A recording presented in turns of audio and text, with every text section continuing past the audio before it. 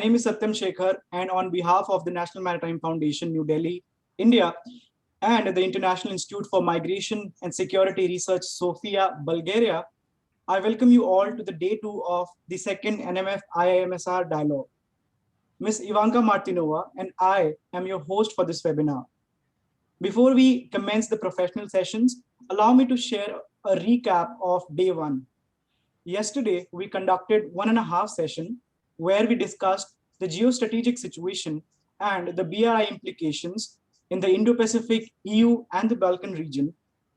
The discussion in the second session, half of which was conducted yesterday, centered around the theme of immigration and maritime security threats.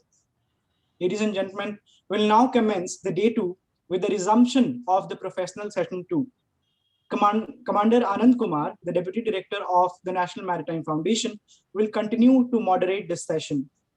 You may post your questions in the Q&A sections, which will be taken up at the end of the presentations.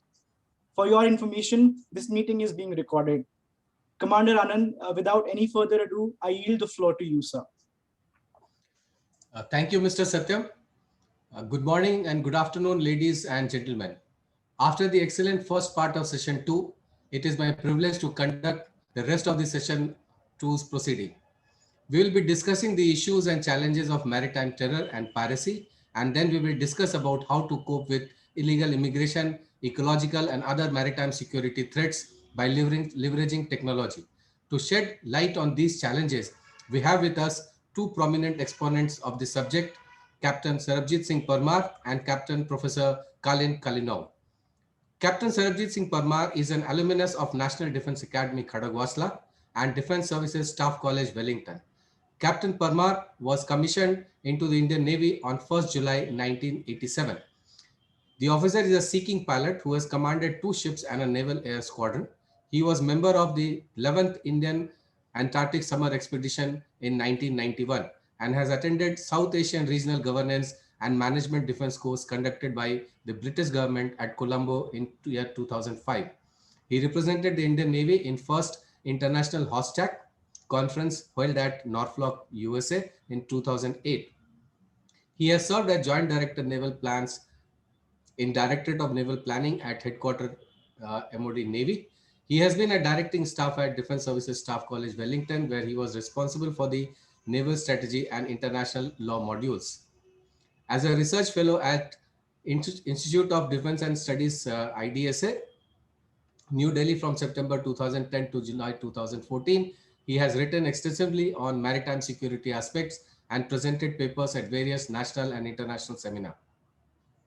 Post IDSA, he was director in the Directorate of Strategic Concepts and Transformation at IHQ MOD Navy from July 2014 to April 2016, where as part of the core team, he revised Indian Navy's unclassified maritime security strategy document and doctrine. He has written extensively on maritime security issues and is pursuing his PhD at Mumbai University. His thesis will examine the evolving maritime security architecture templates of Indian Ocean and Western Pacific region. He joined the NMF in April 2018 as a senior fellow and took over the executive director duties on 4th June 2019. His area of interest includes maritime strategy and security in the Indo-Pacific, national security and maritime security strategy of various nations, doctrines and concepts, piracy, lawfare with special focus on maritime affairs. Our second speaker is Captain Professor Colin Kalinow. Professor Kalinow started his professional career as an officer in the Naval Forces. Between 2006 and 2009, he was appointed as the assistant, senior assistant, and chief assistant at the Military Academy. In 2011, he became the deputy head of the educational and scientific section of the Nikola Wapsto Naval Academy. Professor Kalinow holds 2 master's degrees. He obtained his PhD degree from Naval Academy in 2007, and since 2016, Professor Kalinow holds a professorship. He has a rich experience in scientific projects. He held the position of coordinator project manager in Project Marin in partnership with Constanta Naval Academy. As well as he participated in the international project that is Development of Common Curricula Modules for Merchant Marine Officers, known as DECOMAR, which was financed under Erasmus program with partners Romanian Naval Academy, Polish Naval Academy, and Piraeus University in Istanbul, Turkey. He's also been a researcher in a number of projects and won the collective prize for best project in the field of technical sciences. He has participated in over 50 national and international scientific congresses and conferences. We will have 20 minutes talk by each of our wonderful speakers. Please post your questions in chat box. Captain Parmar, you have the stage. Please enrich us with your thoughts.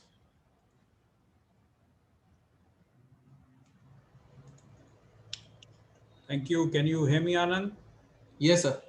Let me know when the slideshow starts. And It ladies is and visible. gentlemen, thank you. Good morning, ladies and gentlemen from New Delhi. And I know it's an early morning in Central Europe and Israel. I think it's little warming up in New Delhi. The summers are approaching, and I think it's because we're discussing non-traditional threats. The temperature automatically always rises in any case. And having said that, to continue from where we left off yesterday, where we did half and half out here, and I have the honor of opening bat for today, and we will talk about maritime terror and piracy. And what I thought was to try to link up terrorism and piracy as two main non-traditional threats which are born from the same factors, which thrive on the same imperatives and drivers, but yet look at things a little differently. But the end result is the same, that they both spread some form of terror and impact economies of nations, and of course the underlying current is always money. So I thought, first of all, to look for something that would put me in a sort of a coordination between maritime terror and piracy. So I stumbled across this map while I was browsing the internet yesterday, and these are incidents of terrorism and piracy prone areas from 1990 to 2006. And I'll draw your attention to this region here, and including the Gulf of Guinea for that matter out here. So we can see that more or less piracy is where you have more of open seas, in a way of speaking, for the simple reason is that is where maybe you have more sea room and you have more shipping per se. But in constricted areas, say like the Mediterranean, we have more of terrorist incidences. The main reason out here is that given the less sea room to maneuver, it is easier perhaps to interdict piracy, plus also the main factor of instability, which I will cover a little later. But having said that, I thought it's a good idea to actually see how safe are we? How safe are we? It's for the simple reason that traditionally we looked at maritime terrorism, or terrorism for that matter, looking at soft targets. And therefore, I thought let's go back in history a little bit. Around 13 years ago, in November 2008, when we had the terrorist attack in Mumbai, typical soft targets, absolutely soft targets, civilian targets. There was no open. They're just open targets ripe for the picking. It maybe 9/11 is another one where the Twin Towers went down. And then, of course, Israel has its own share of terrorism that attacks its soft centers. And so do many other nations. But here is where the tack changes a little, is that even military assets, hardcore military assets, are also have become targets over a period of time. And yesterday, Eyal narrated his experiences on board ships where he has seen things at a very close range and under fire. And so I thought, let's take a look at that. If we consider a ship in harbor, and what you see is the USS Cole in harbor, and it was attacked, and therefore you see the gaping hole. Therefore, a ship which is static is an easier target than a moving ship, and that to a warship for that matter. But then things do change. And this is a snapshot of 16 July to 2015. And I follow the cursor, please. This is actually, as per the reports, what I have read, is an anti-tank guided missile fired by IS-backed terrorists onto an Egyptian warship. Please note, you see the trees. This is right off the coast in the Red Sea. And if I remember correctly, and those of you who are interested can go to YouTube and have a look at the recording, is that this was fired upon in full view of a holiday resort on the beach. And therefore, you see the impact out here later on. That's the one example. The other example is recently of 31st Jan 2017. And this is one of the recent ones where the Houthi rebels in as per the Saudi reports, in 3 boats came and hit a Saudi frigate that was patrolling off the coast of Yemen. So how safe are we? And this is just maritime terrorism. And I'm not even looking at the amount of attacks on army installations the world over, whether it was the Marines in Kenya and Africa a long time back, or whether it was the Pathankot Air Base in India. And there are incidences that go around the whole globe that attract attention towards the fact that terrorists are not only now targeting soft targets as they did earlier, but then they have the ability to take on hard targets also, as I've just given you the examples out here. Piracy. Now, piracy itself is a different ball game altogether. And this is a snapshot of some 26 Asian hostages who were freed after 4 years. 4 years of captivity. Now, this is a different form of a non-traditional threat. And I will give you the example of the crew of a ship which included Indian crewmen. Everybody else was released after the ransom was paid except the Indian crewmen, because the Indian Navy had apprehended and arrested a total of around 61 pirates in one calendar year, and they were up for trial in India. So as a result, the pirates changed the tack and said, we will not let them go even though we have got ransom. So that is another aspect that impacts the global trade, including the human cost of piracy, which I will talk about a little later. Then we look at the Gulf of Guinea. We are very happy as an international community to say that we have subdued piracy off the coast of Somalia. But the moment international warships and the international coalitions and even individual navies who operate there start reducing their presence, it will rise again. In the meantime, if you look at the lower picture which I have put forward, you will see that there is a number of incidences. The main is boarding. Now, the big difference between piracy of the Gulf of Somalia and Gulf of Guinea is the modus operandi. Somali pirates very clearly understood very early in life that the cost of a human life is something the world will never risk. So therefore, forget the cargo, let's take money for the hostages. Whereas in the Gulf of Guinea, when you look at the yellow marks out, it is boarding because they're taking the cargo. And most of it is oil at that point in time. Fired upon is very less, and then hijackings are very, very few. But there's a big difference. The degree of violence in the Gulf of Guinea is much more than it is or was off the coast of Somalia. And that's another aspect that we need to look at. So what are the factors? I've tried to join everything here. Now, these pillars which I talk of are specifically defined for piracy, but to my mind, they also are the factors on which terrorism thrives. So first, there are 3. The first 3 are the ones that are espoused upon. I have added the last one, which is economics. So you have geography, you have political instability, you have safe havens, and you have economics. The gentleman called Philip Goss, he wrote a book on the history of piracy where he described 3 phases of well-defined cycles of piracy. As we go through them, it will be a good idea to correlate with how terrorism also developed over a period of time. There are similarities, not the same totally, but there are linkages. So the first phase is banding of a few individuals from amongst the inhabitants of poorer coastal lands who get together and attack weak merchantmen. If you want to have a look at terrorism, then again, there is a definition I'll come about a little later on about terrorism and freedom fighters, is that the initial acts of terrorism were always individual against what the individual considered as the atrocities of the ruling class way back in those years. And then, of course, the second phase is the period of organization. Better organized pirates take over the business and attack armed merchantmen. And pirate organizations acquire the status of an independent state and are in a position to make alliances with other states against its enemies. Now, this aspect may have been true in the day of sail, but today it is not so. And I think it is a very good claim to make for the maritime entities that operate against piracy, is that we nipped piracy in the bud during the period of organization. How does it translate for terrorism? Is that when you look at Syria and you look at hybrid warfare, are we looking at terrorism already developed into a passover between the period of organization and status of an independent state? And therefore, we are looking at perhaps something which is called hybrid warfare, which in itself is terrifying because it has a different impact on the globe and in the world altogether.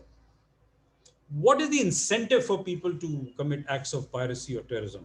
So let's look at what one pirate said a couple of years ago in an interview when he talked about societal custom. And he stated that when you capture a ship, clansmen welcome you like you are a president. Piracy is something that is bad now and in hereafter.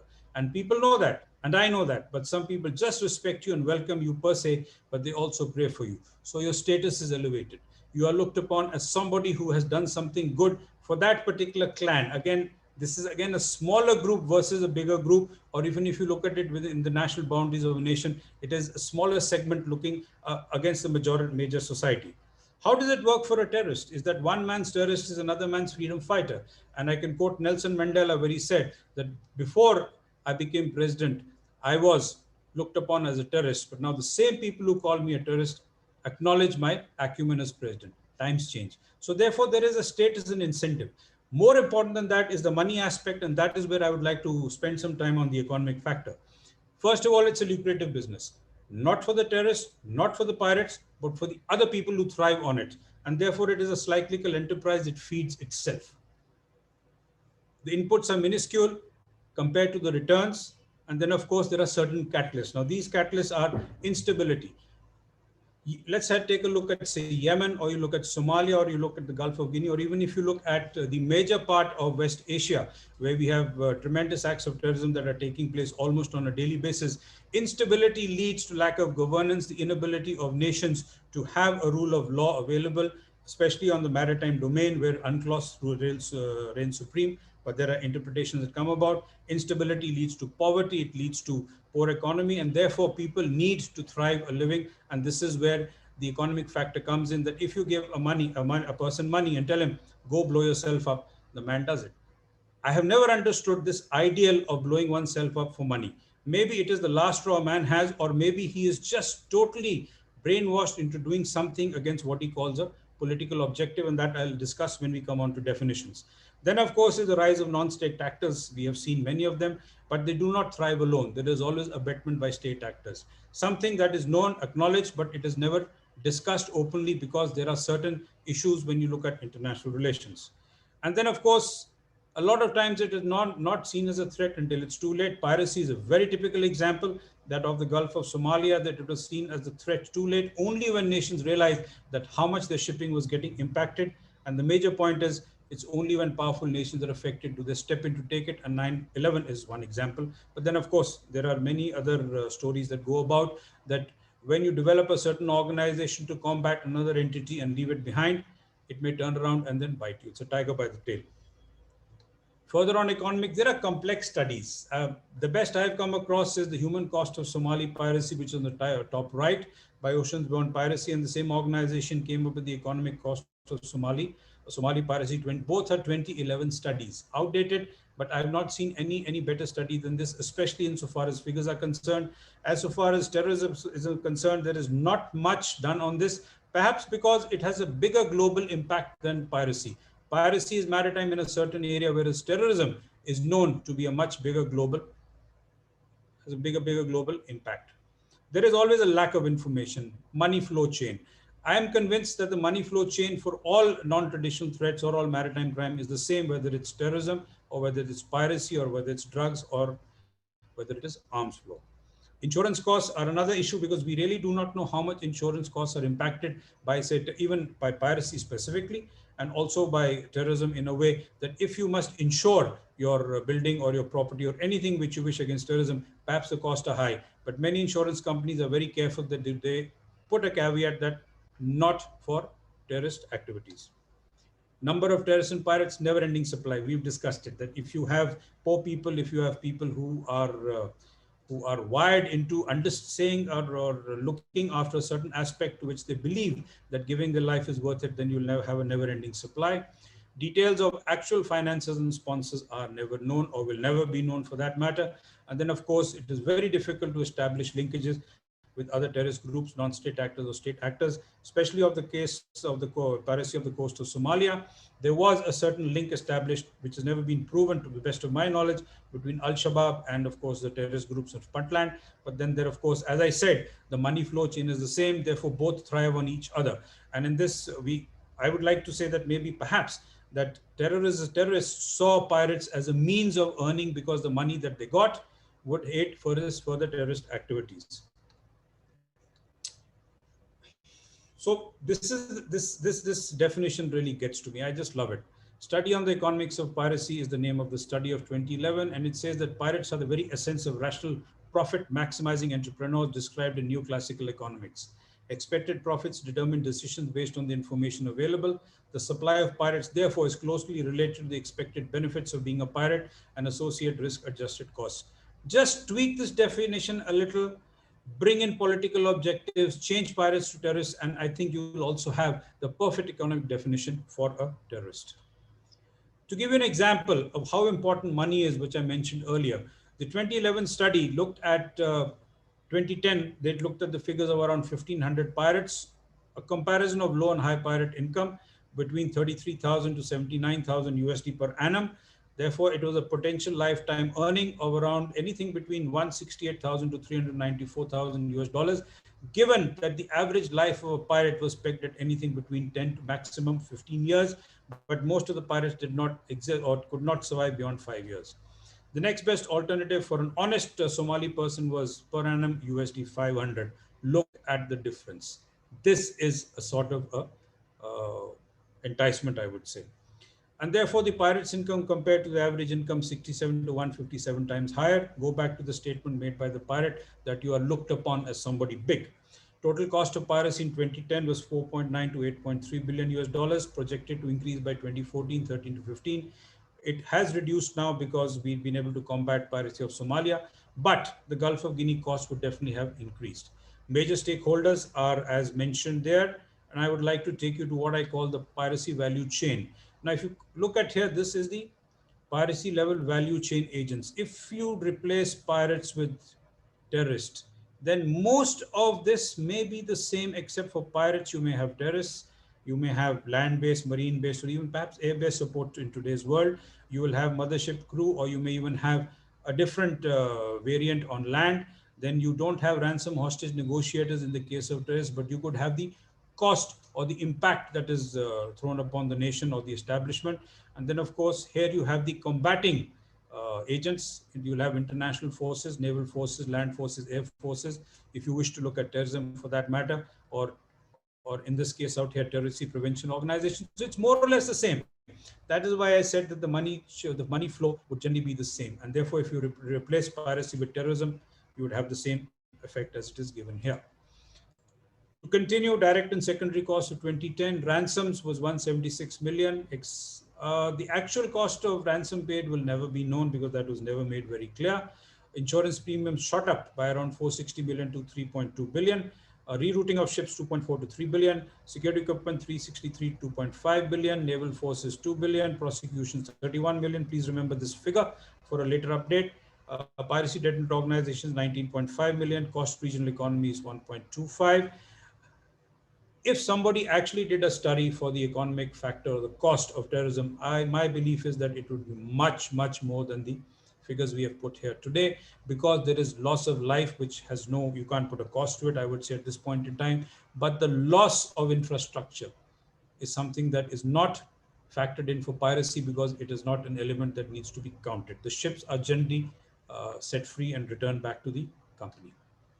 Certain legal challenges. 3 aspects drive the legal factor: internationally accepted definitions, national laws and transborder legal complexities governing prosecution, capacity of prisons, and imprisonment costs. For example, if you looked at piracy definition, it's UNCLOS Article 101, supplemented by Articles 105, 106, 107, but there are problems.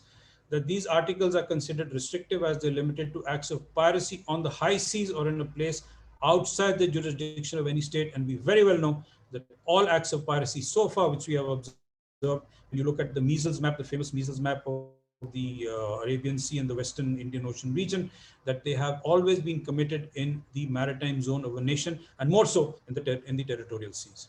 Seizure is restricted to warship or ships that are clearly marked and identified as being on government service and authorized to that effect. And more importantly, seizure on inadequate grounds would hold the state affecting the seizure liable for loss and damages. But here is a difference. So piracy looks at acts and the actions in an international environment, whereas acts of terrorism are generally within the national boundaries of a state. That is where the difference lies. So therefore, but there is no accepted definition of terrorism. So I looked at various dictionaries, I came out with one, and this is the definition given in this. And the word in red, I thought I'd highlight as about a particular political objective.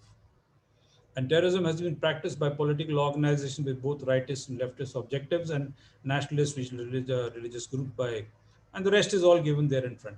But this is a dictionary definition, and therefore it's only for usage in, say, perhaps if you're writing a book or you are devoid of any acceptable terrorism to defend maybe what point you're following. But there is one available with the UN that dates back to around 1994, if I remember correctly, that it says criminal acts intended or calculated, blah, blah, blah. Again, political purposes. Now, here is where the problem lies, that every nation will look at that political purpose or political objective differently. Therefore, to my mind, I'm not very sure how many nations have defined acts of terrorism or terrorism in their legislature. There are certain prosecution issues. So if Cicero, a Roman statesman way back in 33 BC, around that time said that a pirate is a common enemy of mankind, we have a statement by the Vice President of India in 2017 in a talk given to a law university in India that terrorism is the biggest enemy of mankind. Therefore, there is a sort of acceptance of a linkage between both these non-traditional threats. And since the days of the Roman Empire, states reserved the right to capture and similarly execute pirates. But prior to 1700 in the British Empire, pirates were tried in common law courts. That was found ineffective, as pirates would bribe, intimidate, and even suborn jurors. And many locals were part of the business of piracy, including those in high places. Perhaps today the same may apply to even acts of terrorism. If you were to extradite, say, a terrorist from another country to your own, then you may be facing some issues of prosecution. And then, of course, so what they did was they established a special admiralty court in London, but that was also ineffective because in the days of sale, shifting pirates and witnesses and evidence took time and money. And in today's world, no witness is willing to stand trial in a piracy case, because if the person works on board a merchant ship, his means of earning is stalled for that time period till he's not available to the ship. This complicates things even further. So the issues today are complex, but they're more practical than judicial if you look at it. Number of nation and companies with interest investments in the maritime domain, specifically even where maritime terrorism comes into play, application of international judicial procedures, place of prosecution, place of imprisonment. There are some nations who do not like the way other nations have a certain judicial system, or the way their prisoners are kept, or the way their prisons are run. Therefore, they do not have extradition treaties with them. And then, of course, the prosecution procedure requires evidence and witnesses in both cases of terrorists as well as pirates, which are very difficult to come by. Legal obstacles to effective prosecution due to various laws and conventions. You have the international humanitarian law, including Geneva Conventions. Now, here is the issue, that if you are conducting hybrid warfare against, say, an entity that is acting like an army, but yet is not part of the state, will your Geneva Conventions come into play? If you decide that the Geneva Conventions and IHL, in the case of laws of armed conflict, do not come into play, then perhaps human rights treaties may stop a nation from taking action as it would accordingly. Then, of course, you have international refugee law. It was discussed yesterday. UNCLOS, I've just given one example. There is much more that can be taken into account from UNCLOS. And then, of course, lack of suitable national legislation. India has got a Prevention of Terrorist Act 2002 that replaced two preceding acts. Even in this act, an act of or a terrorist is not defined, but there are other definitions that come into play, which play into the judicial system and therefore apply for cases against terrorists. And far as piracy is concerned, the Anti-Maritime Piracy Bill is under process. It was first produced in 2011, tabled in 2012 in the Parliament. It lapsed. It is once again seeing a process, and hopefully should come into play. And the highest punishment as per this bill is death, provided death has occurred due to the act of piracy. But then there is a debate on that going on. So hopefully we should have an anti-maritime piracy bill, perhaps in the next time the Parliament sits. There are certain other issues. Very few nations are willing to prosecute for the simple reason that the person may decide to seek asylum. This is especially so in, say, most European countries, and I would maybe in America to some extent. There are inadequate prisons the world over to accommodate more and more convicts. A lack of resources and capacity in courts. Piracy cases take years. For example, the famous case of the merchant ship Alondra Rainbow, that a Japanese vessel that was hijacked, the crew put out into boats, and therefore it sailed around for some time till it was apprehended by the Indian Navy and the Coast Guard. The case took from 1999 to 2003. The Sessions judge gave up a sentence of 6 months to certain years, or 6 to 7 years of imprisonment. The High Court judge in 2005 squashed the case, and therefore they were deported. But all this takes time. It takes up resources, and of course it takes up money. Insofar as money is concerned, the cost of keeping Ajmal Kasab alive after the 26/11 attack before the Indian state hung him was a total of 108 million US dollars.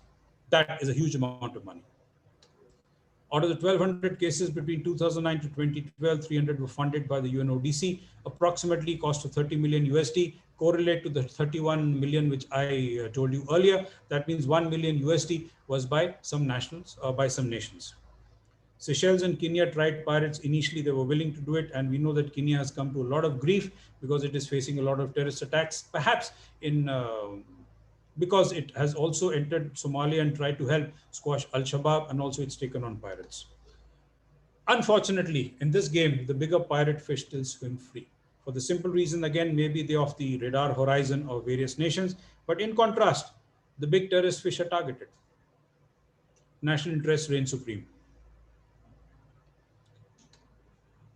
So I think my 20 minutes is coming up, and so therefore the challenges are wide-ranging and cover a vast agenda. We need to evaluate the value chain more carefully, especially where the money flow goes. Identification of finance and sponsors, easier said than done. You require information sharing. Where you have an involvement of state actors, this may not be very forthcoming, but we need to look at it very closely. We need stricter prosecution laws, especially piracy. But this being coming from an international environment, there has to be a certain international understanding on how pirates are to be dealt with. You want to build more prisons, it's going to be a cost factor. Where is that money going to come from?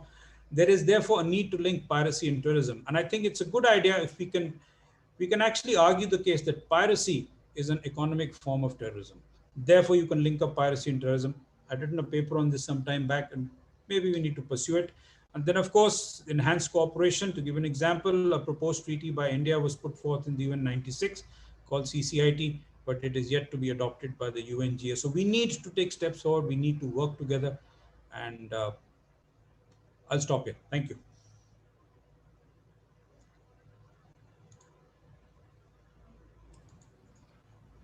Thank you, Captain Parmar.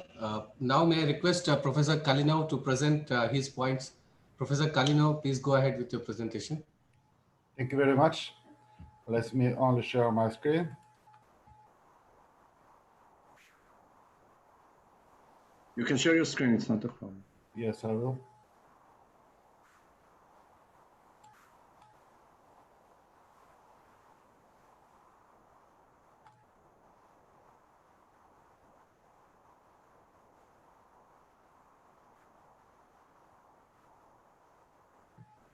Okay. Good afternoon, dear colleagues. One more time. Please receive our warm regards from Varna, from Naval Academy, and from our team. Let me first express the gratitude to people who organized this event and to all the participants. Okay. And it's real pleasure to enjoy the opportunity to listen to presentations, to discuss these security-related topics, and to share opinion in this network of experts. And let me start from here with the word network, because it is the key word for us. And that's why I will start my presentation with a brief explanation related to the maritime security network we established, especially in the case of Bulgaria, in order to meet the dynamic challenges to all the maritime-related security threats. The presentation will have two separate parts. First, I will present the way we passed to the current multifunctional security system. And during the second part, my colleague Professor Svetkov, who is in charge of the scientific department, will present some technical aspects of research and how we solve different problems we work on, which problems are directly related to our effort to counter illegal migration and to counter different environmental risks. Our technical solutions will be presented in the second part of the presentation. I'm not going to reconfirm that the Black Sea is very important, not only for Bulgaria, but for all the countries in the region. Let me only mention that historically the Black Sea became one of the important drivers for the development of the southeastern part of Europe and the whole region. These days, the importance of the Black Sea rise to the classical role of environment for trade, we add energy, tourism, and aquaculture development. That's why all the countries in the region are united in their will to have clean, secure, and safe sea. But we have to recognize that the security environment, not only in our region but in the whole world, dramatically changed.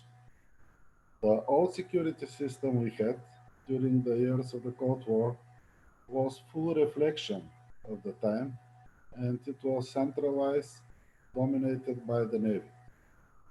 The main focus of this system was to provide necessary prerequisites for military operations in case war. In this situation, most of the threats were literally suppressed by the pure military understanding of security. Of course, the time changed, and the old task of preservation of peace at sea and peaceful settlement of maritime disputes is still valid, but we add some new security perspectives. First of all, it is protection of important maritime infrastructures, such as special areas, ports, port facilities, offshore energy supply, submarine pipelines, seabed cables. The second direction is protection of freedom of navigation and the right of peaceful and transit passage. The next one is protection of economic interests of the states, including protection of maritime energy resources. These days they become more and more important. The sustainable exploitation of natural and maritime resources. Control of transport of people and goods by sea is valid. And additionally, environmental protection and management of effects of climate change in maritime and coastal areas, as well as the protection of sustainable use of biodiversity. It is the new direction.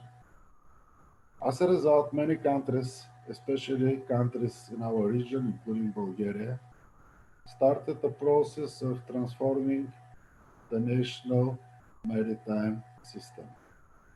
Many innovations were applied, and the thing we realized was the necessity of integral approach to address the whole variety of threats. Variety of threats which starts from classical acts of piracy and armed robbery through the rising terrorist threat to the modern aspects of cybersecurity and environmental risks. The response was new established maritime security system. Almost every country in the world passed through transition of its own maritime security system. These days, the players in our maritime security system changed.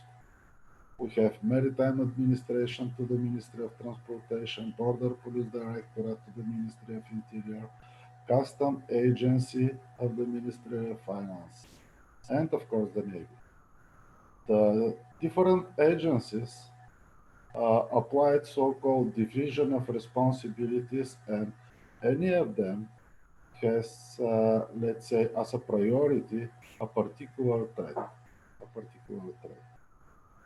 But of course, in this environment, the legal basis for this new established system was provided by National Act.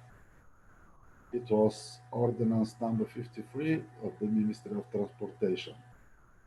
This ordinance was a direct response to the International Ship and Port Facilities Security Code adopted in December 2002.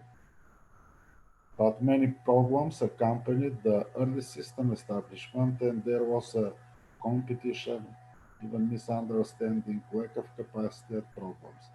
I dare say that these days the problems are successfully solved or about to find a solution. Why I'm speaking about these days, it is because it was the case not only for Bulgaria, but also for any country that transformed its maritime security system. Trying to find a decision, Bulgaria started a chain of events to support the security system transformation. And here came the Naval Academy with our efforts. The first project we executed was in 2007. The Naval Academy made contribution presenting a system for countering maritime threats of wide spectrum, starting from illegal migration to the scale of terrorist attack. A team of experts proposed an organizational and technological solution of all these problems. And because of its, let's say, little bit confidential nature, I will only say that we will not discuss details, but we proposed no solution in which we took into account the complexity profiles of threats and the security system, and the new proposed system explores the idea of centralization of the security system on the level of the conflict. And the Naval Academy found its role to provide technological support to the security system. These days, we focus our attention on the idea to apply modern technological solutions in support of critical functions of the system. Two main achievements we have. First is in the area of surveillance, in support of coping with illegal migration. We established a Center for Air and Space Surveillance. In the area of coping with environmental risks, we established an informational center in support of coastal zone management. Both centers are operational and perform a variety of research tasks, and we already have some achievements of these centers. The Fund Center and the first capabilities which are directly related to the illegal migration may be better presented by the capabilities of the Center for Air and Space Surveillance in the interest of maritime security. The mission of this center is to provide state institutions, the involved state institutions, let's say informational users, with information for different space systems and to raise their awareness. The general idea of the system is to provide early warning and reliable tracking of any even small target at the sea, which will provide, let's say, a possibility for future decision making and reaction of the related institution. In Bulgaria, the main institutions involved in this case are Border Police and the Navy. And here I want to give the floor to my colleague, Professor Svetkov, to enter in the technical aspects of these systems and to present to you some technical solutions we already did in the Naval Academy. Dear Professor, you have the floor. I will switch off the presentation for the moment. Thank you, Professor. Good day, friends. I will try to share my screen.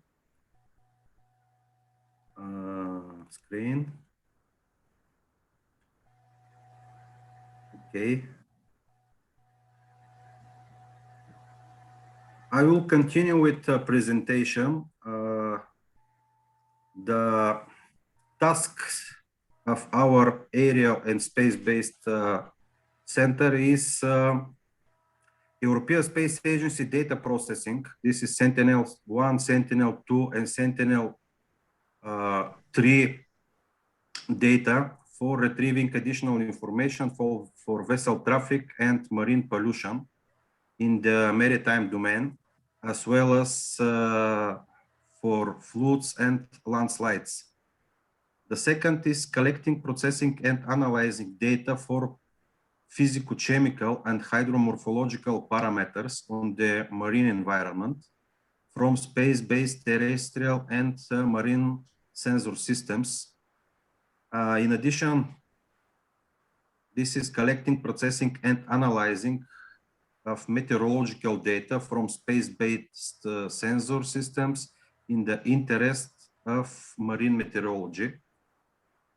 In addition, collecting, processing, and analyzing data on dangerous space. And finally, this is monitoring and data collecting with remote controlled unmanned aerial vehicles. This is some kind of in situ measurements. This is our capacity for processing of Sentinel-1 data. Especially we do it for Bulgarian exclusive economical zone. On this slide are shown different steps and different types of data which we can find in these radar images. And more interested is that we can collect footprints of different ships or different floating objects and to try to classify the objects using their footprints.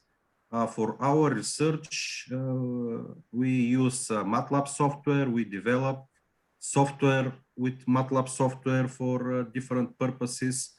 This is graphical user interface, which we prepare for under one research project purchased from European Space Agency.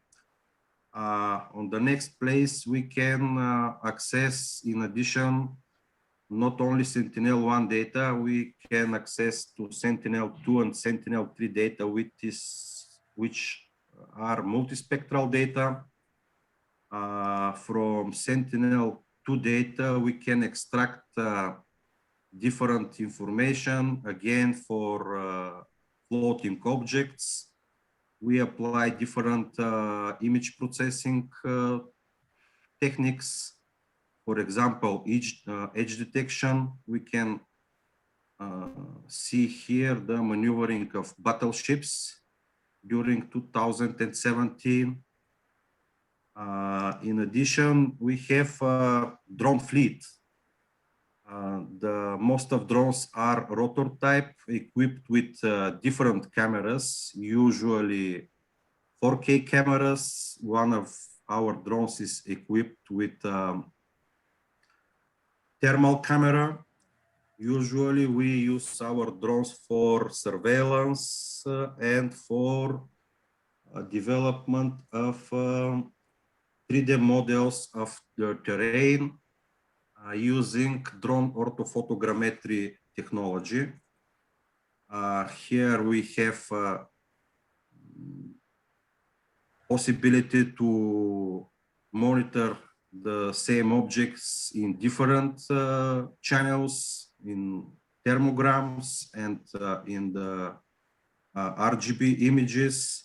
On the slides are shown controlled oil spill. The drone measured the difference of temperature of the oil and sea water at 3 degrees Celsius from altitude 100 meters. This is drone orthophotogrammetry of one sea beach. The altitude of the drone is 30 meters. From this altitude, we can observe and measure different the dimensions of different objects which are on the beach. The capabilities of our Center for Integrated Coastal Zone Management are shown on the next slides. The tasks are integrated multifunctional informational systems, complex crisis management, modeling and simulations, and ecology, especially marine and coastal. We have possibility to monitor and to provide different analysis for ballast water management and diffusion pollution.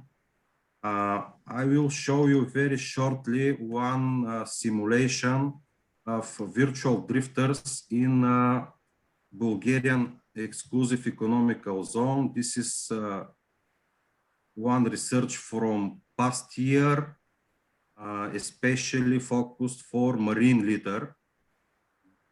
Here are 170 drifters, and based on sea surface currents, we can calculate the position of the drifters during the time.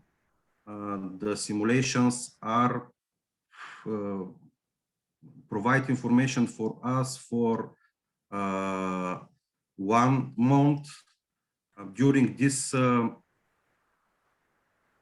this research, we provide one map, density map, and we can see on the map what are the sea surface flows actually. Using different geographical informational system, we can find the place on the terrain which drifters will go, and to make different analysis for protect these parts of Bulgarian coastline. And finally, another approach, this is the map of marine traffic in Bulgarian exclusive economical zone based on AIS data for 6 years from 240 to 290. Actually, this is the main focus of our last researches for marine security and marine ecology. This is my final slide. Thank you, and I'm ready to answer to your questions. Yeah, maybe if you allow me, Professor, a few words. The idea which applied in the Naval Academy, especially in the research of this, let's say, new perspective directions, is that all the maritime challenges are related simply because we usually establish a unified maritime security and safety system to answer all the challenges. That's why the idea was to integrate all these possible decisions and to look for, let's say, multifunctional decisions of the different problems. It is the end of our presentation. Thank you very much, colleagues. Thank you, sirs, for the wonderful presentation on piracy and terrorism, the economy and value chain, and how to curb this. Thereafter, we discussed about the risk and threats to maritime security, correlating the same with environmental risk, including unsustainable exploitation of resources. And thank you for giving information about remote sensing, aerial surveillance using drones. And now the session and house is open for questions. Yesterday, there were 2 questions which were asked to Advocate Alexandra, but unfortunately, she is not with us because of some official requirement. One question which was asked for her was that once a group of refugees is in sea towards the Europe, they will in one way or the other reach and are being accepted by Europe. That was a question by one of the audience. Advocate Alexandra had given the answer saying that it depends on who intercepts those people. If it is a EU border, within EU border control, then yes. As to whether they would be accepted to Europe is a subject of their individual case, and if they would be entitled to asylum. Now I'll move on to today's question. There are 2 questions for Captain Sarabjit Singh Parmar. One is there a global or local intelligence gathering regarding piracy, and what are the negotiations, answers, and tools known and available? And the second question is to Captain Parmar.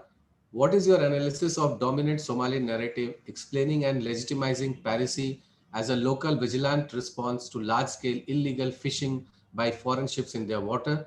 Because it seems that IUU fishing is still a great concern for Somalia. How to better help the country to protect its blue economy? Over to you, sir. Right. Thank you, Anand. Can you hear me? Yes, sir. All right. So, Avnar, in an answer to your question, is I can tell you about piracy of Somalia. So there's something called the Contact Group for Piracy of the Coast of Somalia called CGPCS. And this CGPCS was set up in 2009. And in the first meeting, 6 focus areas were identified, and information support to counter piracy operations was one of them. And based on these focus areas, 4 working groups were established initially.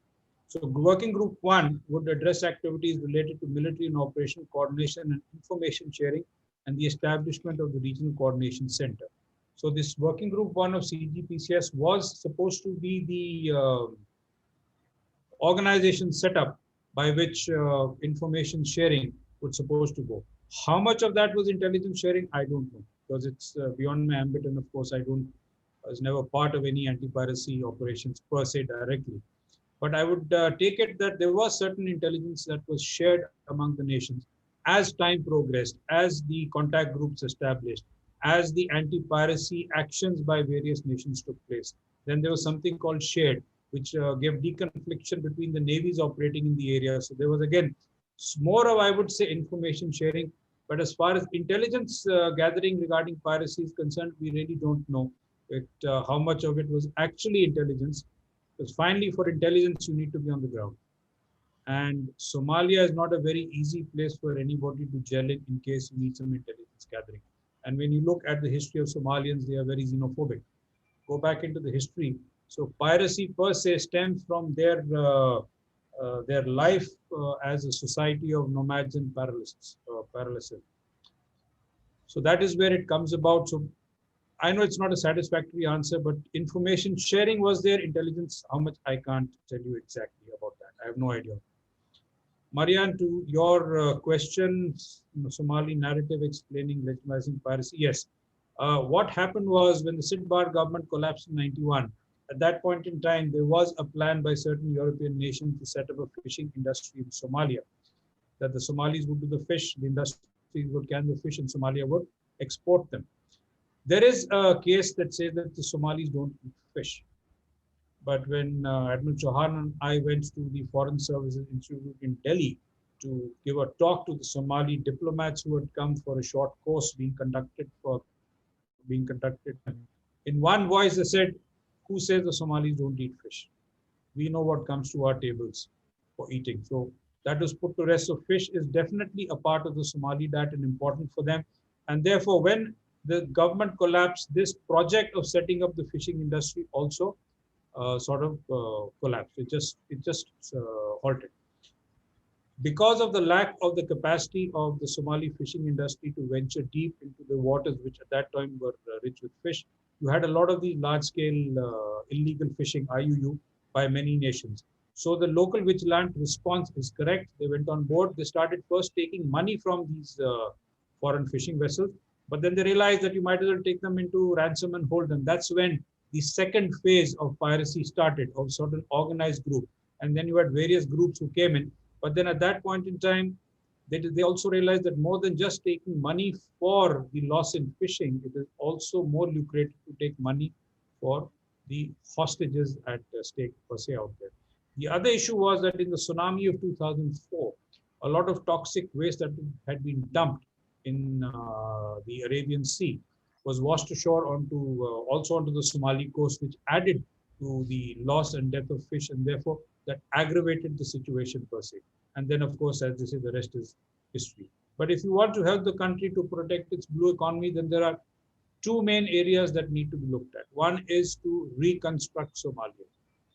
And the second is to ensure cooperation to enable Somalia to build the capacity to be able to patrol its own maritime zones. And do remember, Somalia at one point in time, I think it still has, claims 200 nautical miles of territorial sea without having the capacity and capability to patrol it even beyond a few miles from the coast.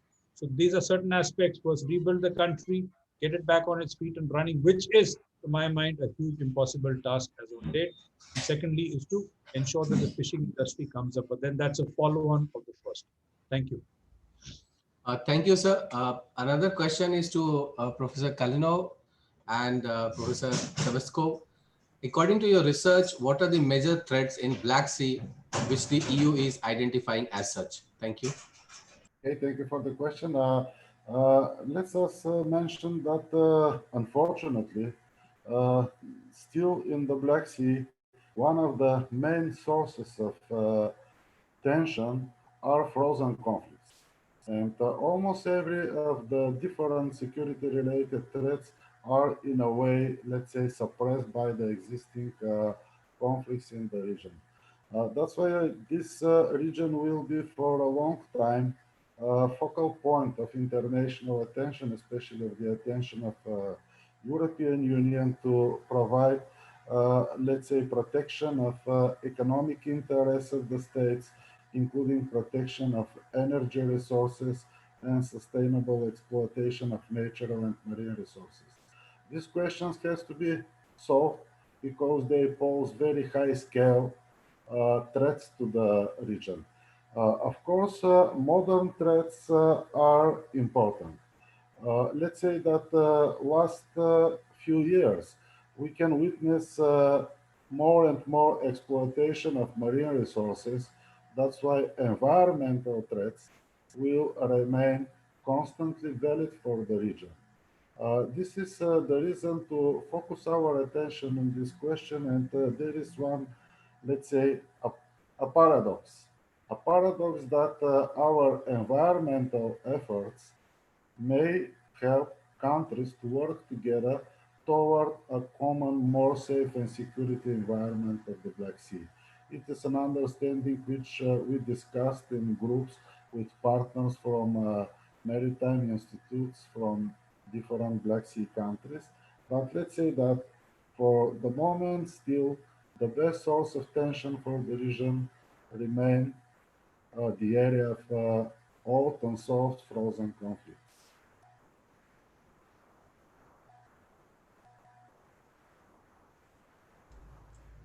Thank you, sir. One more question is for you.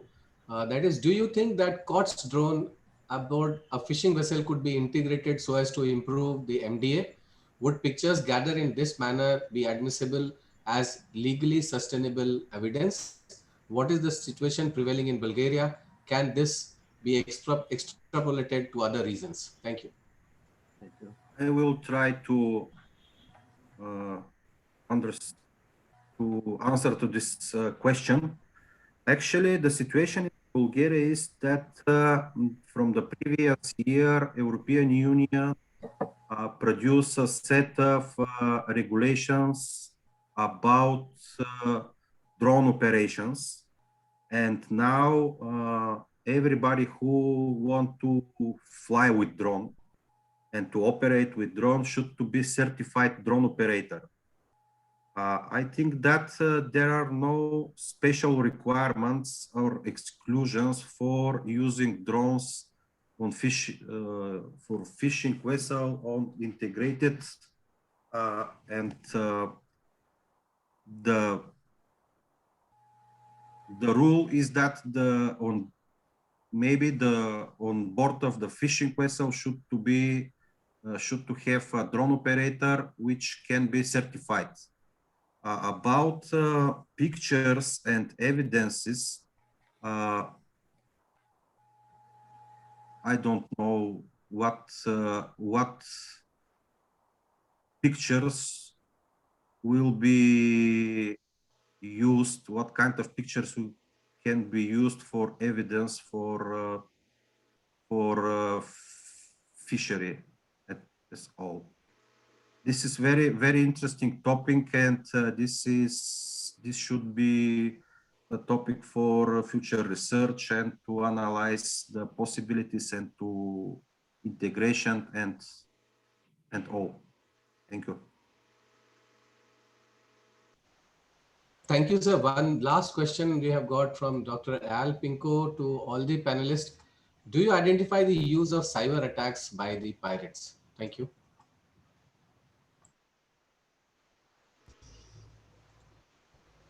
Okay, I'll try to answer that.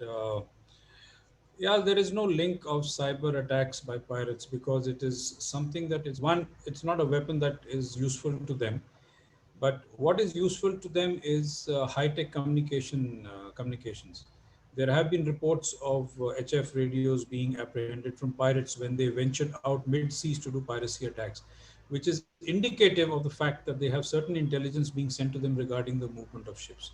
So I think that is where the limit of their maybe exploitation of technology, apart from the weapons, comes into play out there. I see I have one more question. If I could just read out, true that Somali pirates were former fishermen who lost their livelihood. I think I've already answered that earlier. So the answer is yes. It started off with fishermen, but then of course there are many other people who realize that it's a lucrative business, and I don't know, hazard a little guess here that perhaps they also had think tanks to tell them how to improve their operations, considering that they had in some groups a very hierarchical structure of admirals and commanders and captains, including financial experts. Thank you. Thank you very much, panelist Professor Kalinow, Professor Tevatsko, Captain Sarabjit Parmar, and Mr. Ashwarya Dubey. I think we had a very good, fruitful discussion, and we learned a lot with the prevailing maritime security and immigration issues. And now I will hand over to Mr. Satyam to take on the proceedings for next session. Over to you, Satyam. Thank you so much, sir. I will let Ivanka take over. Thank you very much. Thank you, sir, for conducting such a gripping and fruitful interactive session. Ladies and gentlemen, with this, we come to the end of professional session 2, and it is time to move to the last professional session in the event. In this session, the presenters will have the opportunity to share their insights and interact on security threats in the technological and cyber domains. Moderator of this session is Dr. Tal Pavel. He is a research fellow at IIMSR and the founder and CEO of Cybureau, which is a cyber empowerment center located in Romania and Israel. He is head of cybersecurity studies information system program at the Academic College of Tel Aviv-Yafo, and he is also a prominent researcher and lecturer at numerous academic institutions in Israel and around the world. Well, his special focus of research is internet, cybersecurity, cyber threats, and cyber policy. It seems to be a very interesting session, and I feel excited and impatient to give the floor to Dr. Pavel to conduct his session. Dr. Pavel? Thank you very much. Thank you, Ivanka, and thank you, everyone, for this most interesting panel and conference. So good afternoon, ladies and gentlemen. Let me start with a short introduction of this topic. And I would say that the world of shipping and maritime transportation has experienced a significant transformation in recent years. And with the growth in connectivity, communication, digitization, automation, and integration of information systems and logistic systems of the seaports, vessels, and shipping companies. The vessel technological transformation and the seaports are co-occurring with major upwards trends in the quantity of maritime cargo transportation and the increasing number of vessels and the size. Cyber attackers view seaports and shipping companies as quality targets because of the amount of information they possess, the high turnover in the industry, and the system technological vulnerability. Cyber attackers see high value in attacking the maritime industry. Therefore, in the last 5 years, we see a significant increase in cyber attacks on the maritime industry. With this, we are heading the last session of the second NMF IIMSR Dialogue. In this session, we will interact with 4 great speakers from both organizations on the technology-driven challenges which apply the maritime domain. The first speaker is Himadri Das, a research fellow at the NMF specialized in navigation and direction. Captain Das has been closely associated with the doctrinal development program of the Indian Navy, having steered as the lead author, editor, and contributor to several doctrinal publications at the strategic, operational, and tactical level. Captain Himadri Das, the floor is yours. Thank you very much.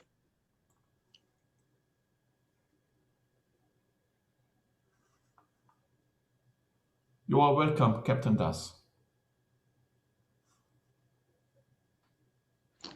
Is the screen visible? Yes. Thank you very much. Thank you, Captain Das. Thank you, Chair. The topic which has been allotted to me is flashed on the screen. And as I move forward, it will be slightly different from the cyber part, but it will largely focus on the physical protection for ports and national other infrastructure. I'm really glad that the organizers have given me this opportunity to speak here today.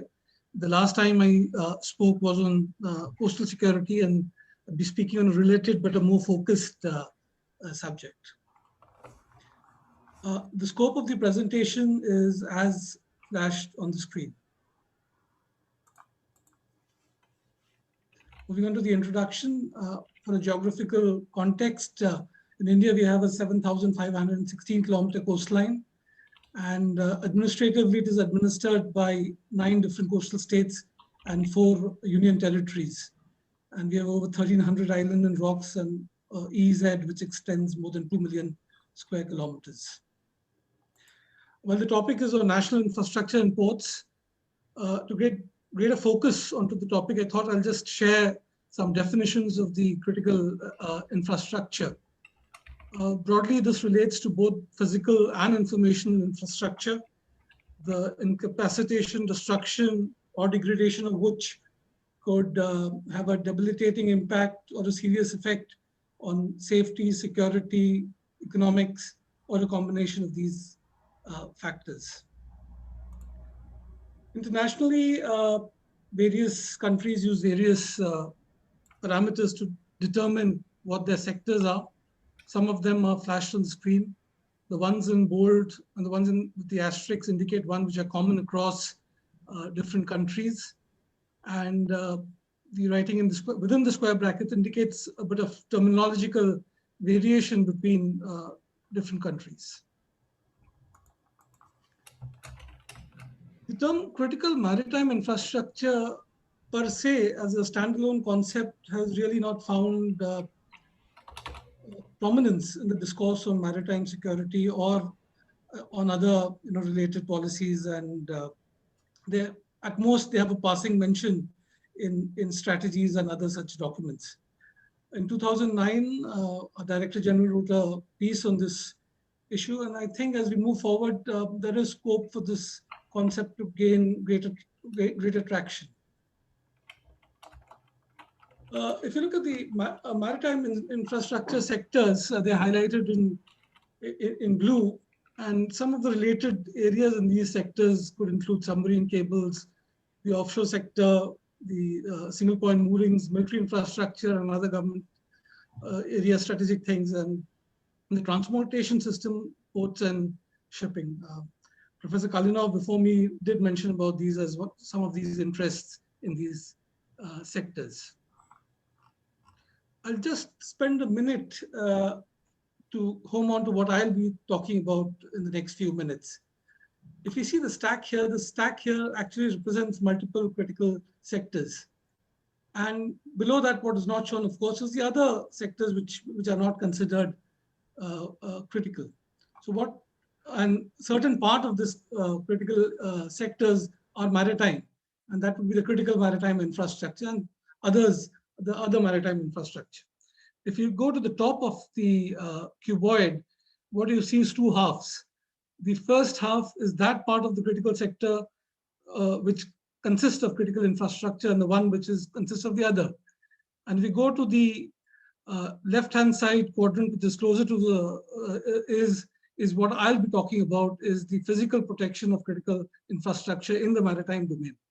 Determining what actually is critical infrastructure is a complex process, but the EU has laid a few criteria which are flashed on the screen, which could include casualties, the economic effect, the public effects, and there could be several more. This slide essentially has been flashed to indicate that various sectors, there are interdependencies, they're not standalone by themselves. And having covered the basics, we'll move on to give you an overview of these sectors in India. We have 12 major ports which are governed by the central government, the union government in India.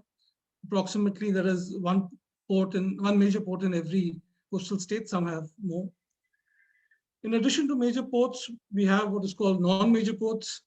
There are more than 200 of them which are governed by the respective state governments. Looking forward, India has adopted a port-led development model, and we are planning to set up 14 coastal economic zones and 6 new ports in the coming years. Moving on to the energy sector, the first point is the single point moorings. Overall, we have about 20 plus single point moorings spread across the entire coast of India. Offshore assets, this is a picture of a recent exercise that was conducted, a national level exercise. We've, for the first time, a sniffer dog was also used in the offshore areas for bomb disposal requirements. In the western area, we have an offshore development area which extends significantly out to the EEZ, closer to the EEZ boundaries than to our coast, actually, the extremities. The eastern offshore areas are much closer because of the seabed in those areas. We also have several refineries and strategic petroleum reserves all along our coastline.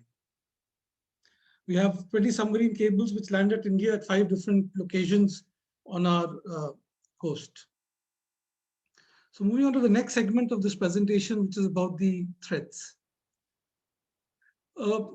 India has been affected by maritime terrorism for several decades now, and 2611 is a poignant reminder of the threat from maritime terrorism.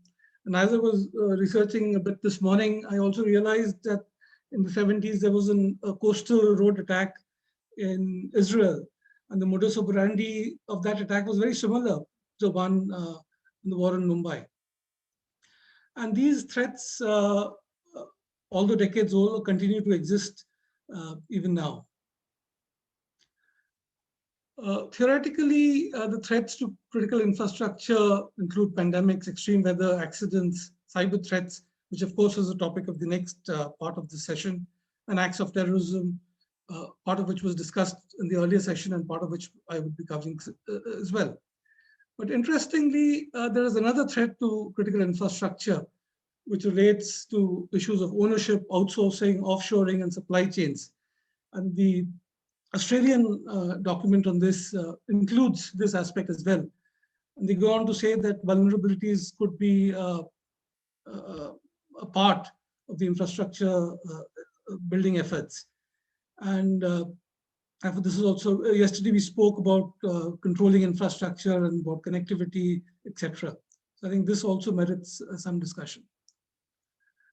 The Indian Maritime Security Strategy has articulated that the targets of terrorism could include conventional military assets, soft non-military assets, as well as strategic infrastructure like offshore oil production installations and nuclear power plants.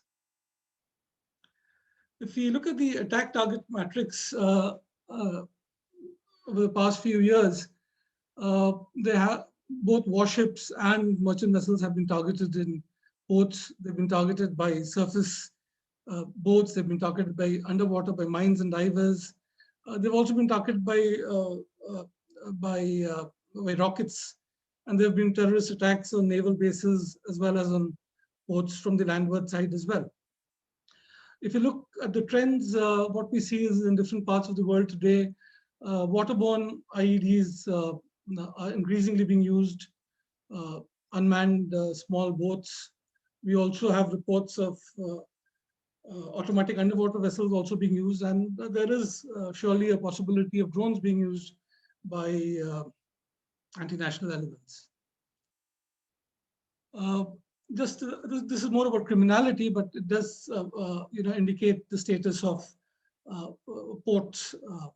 This is the number of incidents of armed robbery in ports, which is in the area of interest of IFC IOR, which is Information Sharing Center in Gurugram. Mozambique is an interesting example. It just had 3 incidents of armed robbery, but one of its ports was taken over by insurgents in August last year. As far as Indian ports are concerned, we've been largely petty incidents in most ports, and there's nothing alarming about cases of armed robbery in Indian ports. Notwithstanding, historically, we have evidence that criminal elements can collude with terrorists, and the attacks which took place in Mumbai in 1993 is a reminder of such possibilities. Moving on to the conceptual framework of protecting critical maritime infrastructure. If you look at maritime security, it has been understood to be a web which links to various concepts and various dimensions of security. So I was wondering, when the topic was allotted to me, as to where would protection of critical infrastructure actually fit in.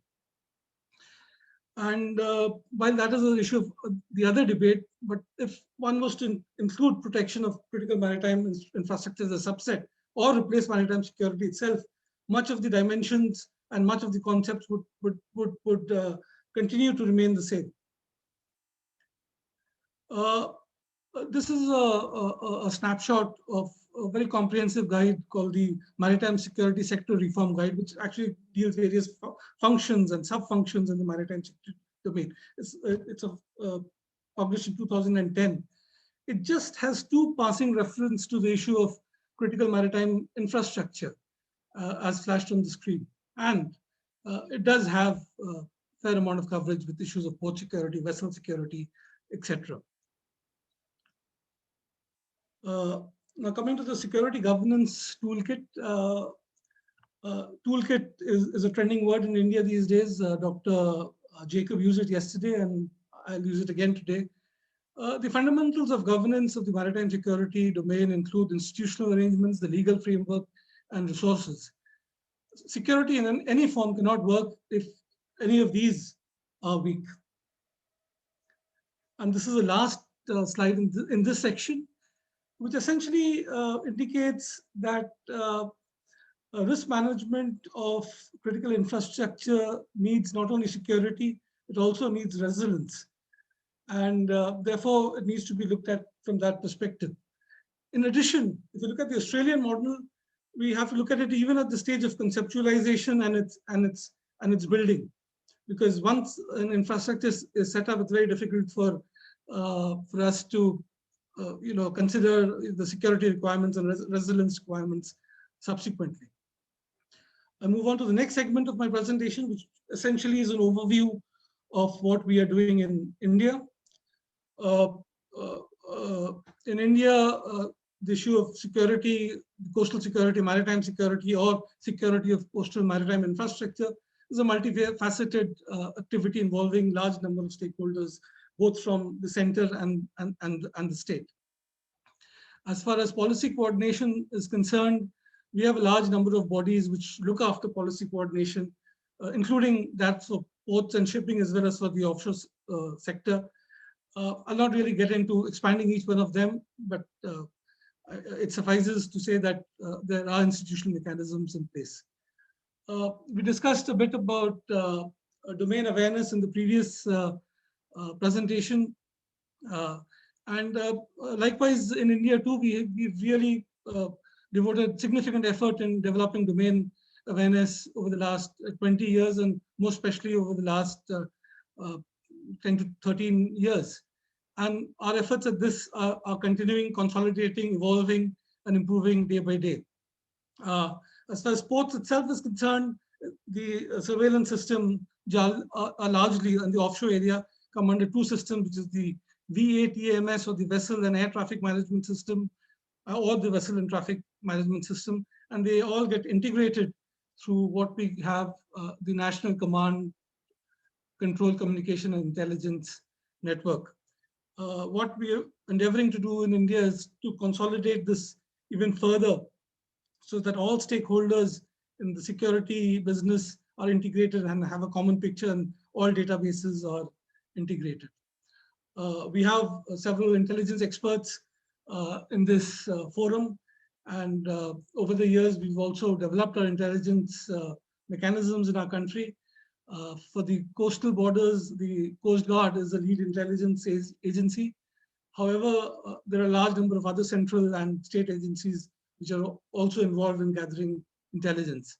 And intelligence is coordinated through institutionalized mechanisms of the multi-agency center and the state maritime agency center.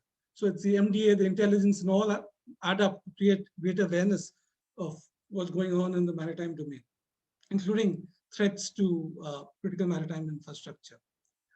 Insofar as operational coordination is concerned, bottom up, at the lowest level, we have a coordination between the Coast Guard and the Marine Police, which is called the hub and spoke model.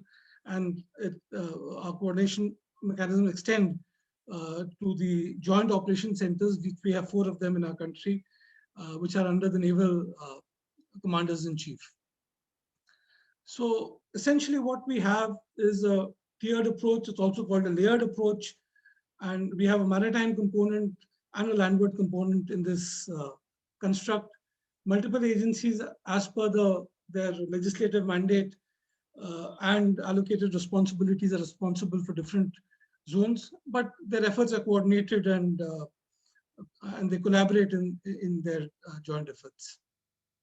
Moving on more specifically to the issue of maritime infrastructure protection, broadly, we've developed dedicated systems for security of our offshore, for our ports, for our single point moorings, and for our military establishments.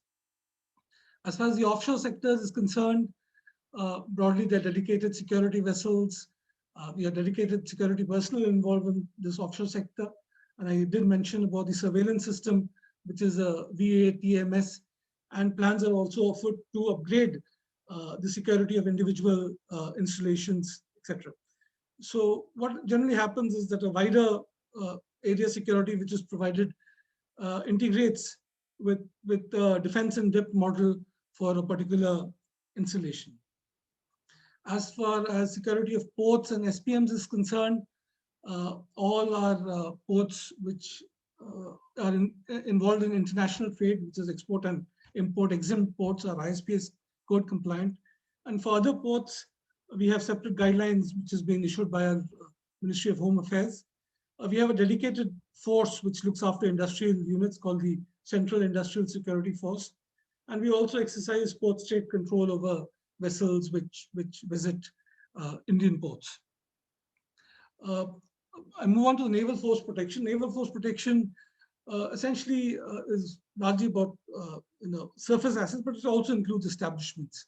As we heard earlier, I think Captain Parmar was mentioning about, we've had a large number of attacks on defense establishments or armed or paramilitary forces of the central government. And in 2016, there was a attack at Pathankot, which led to a review of the way we secure our military establishments, and new processes have been developed to secure these military establishments.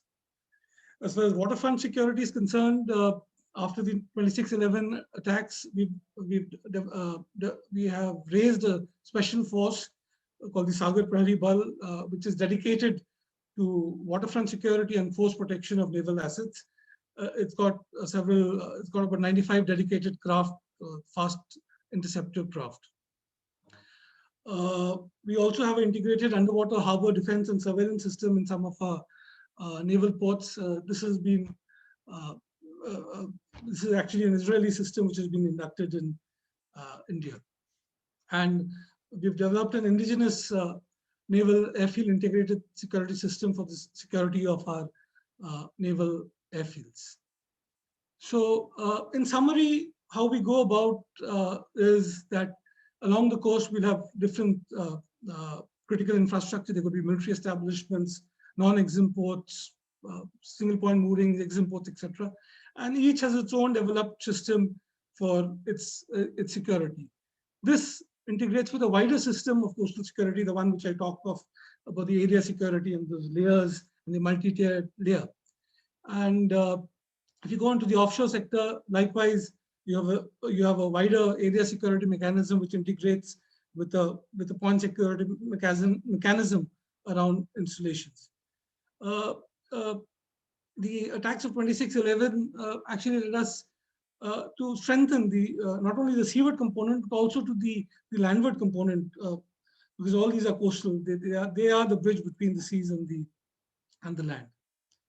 Now, I spoke of the security resilience spectrum earlier on, and the security spectrum generally consists of area security and point security measures and operations in that regard. And thereafter, we have systems both the national level as well as the state level, wherein we get into the crisis management mode if there is a requirement for crisis management, including deployment of special forces and others. We have crisis management experts as well in our forum, and maybe we hear from them the model there. And finally, we also have, for the recover, dedicated specialized forces for disaster management. For example, the explosion in a port in Lebanon last year. In that case, I guess our national disaster management force would be the one who would be, carrying out the response or the recovery efforts. We've also laid a huge amount of emphasis on engaging the community as the eyes and ears of our security agencies. We are regularly undertaking exercises at the state level as well as at the national level.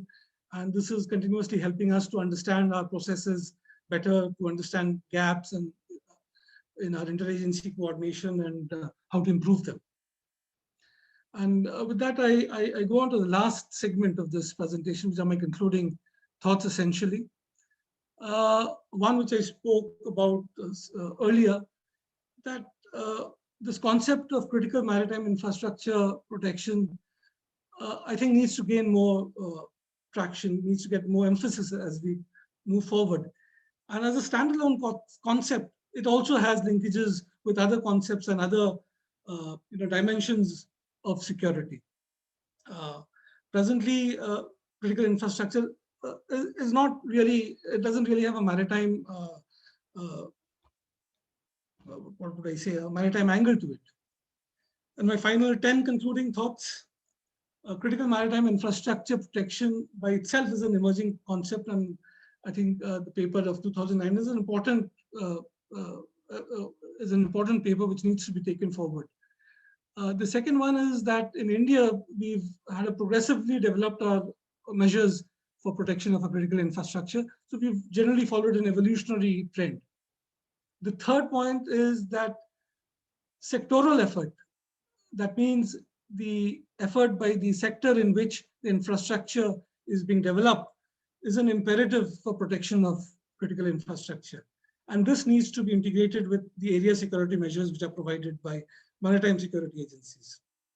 The fourth is that any approach to critical maritime infrastructure protection in the coastal areas will need both a seaward and a landward component, and of course the cyber component, which we would be hearing as part of the next presentation.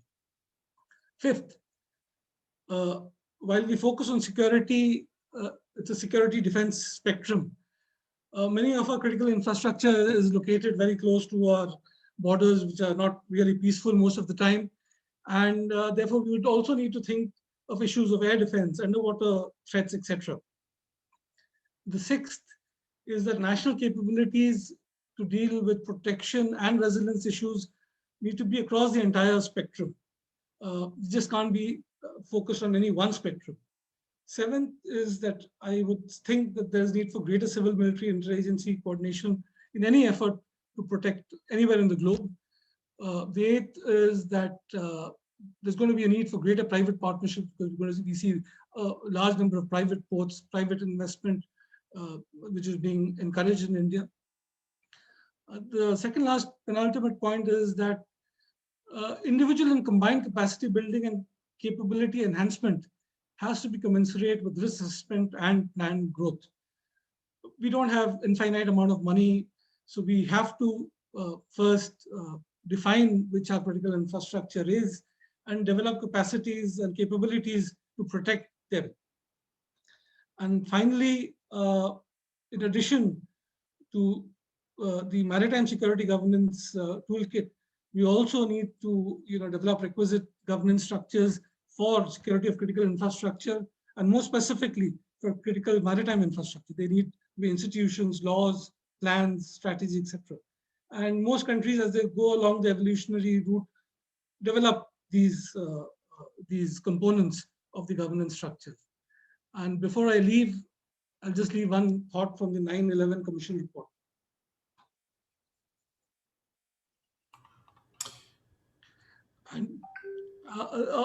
And just one last thought.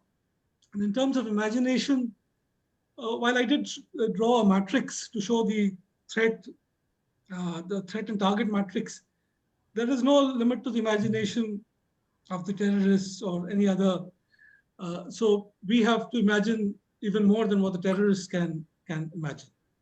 Thank you very much. With that, I'll stop sharing this screen. Thank you very much, Captain Himadri Das, Research Fellow at the NMF, for your presentation on new threats and trends in port and national infrastructure security. Thank you once again, Captain Himadri Das. Thank you very much. And now for our next speaker, the Vice President for Research and Academic Affairs at IIMSR, Dr. Lev Topor. His research work focuses on cybersecurity issues and anonymous communications and dark webs, and he will speak more about the cyber developments in the cyber domain. Over to you, Dr. Topor, for a presentation on maritime and cyber development. I would like to remind you, all of you, that we have 20 minutes for every session in order that we will be able to be on time. So we have 20 minutes for every presentation. Dr. Topor, the floor is yours. Maritime cyber developments. Thank you. Thank you very much. Do you see my screen, please? Indeed. Yes. You need to. Yeah. Now we see it. Thank you. Thank you, Dr. Yeah. Okay. Great. So please hold on and bear with me for the last 20 minutes before the tea and lunch break. And please, I hope you enjoy my presentation. So I'm going to be talking about maritime cybersecurity, risks and future developments, and specifically about the complexities of the marine domain and the cyber domain. Now, we will talk about 5 things. First is the maritime domain as a facility of cyber technology. Second, the cyber domain is a maritime communication technology. Third is the cyber domain as I'm going to, in essence, present the structure and the vulnerabilities of the cyber domain in general and in the case of the sea. Fourth point, we'll discuss about the maritime law versus it's not just versus, it's and or international law concerning cyberspace, or the lack of this kind of law, to be exact. And lastly, I'm going to discuss with you why it's a case of significance, why the maritime domain is of significance for the cyber domain, and how it can either maintain or threat the cyber domain. Now, many of you probably don't know this, but approximately 95% of the global internet communications are made using submarine fiber optic cables, which means that the remaining 5% is done via satellite. Now, if you cut this 95% offline, then most of us, most of the population worldwide will have no internet whatsoever, just no internet, no connections, and only the security forces and the military forces will have some internet with their satellites. Now, if you take their satellites down, for example, in a scenario of war, then nobody will have internet, in essence, in this country. Now, why is that significant and important? Because 95% of our internet is made available by sea and oceans, under sea and oceans, to be exact. Now, I'm in the next slides, I'm going to show you the global map of connections, and I'm going to show you the examples of Israel and Cyprus, which one is an island and another is not entirely an island, but also has a problematic case. Now, let's have a look at the global map.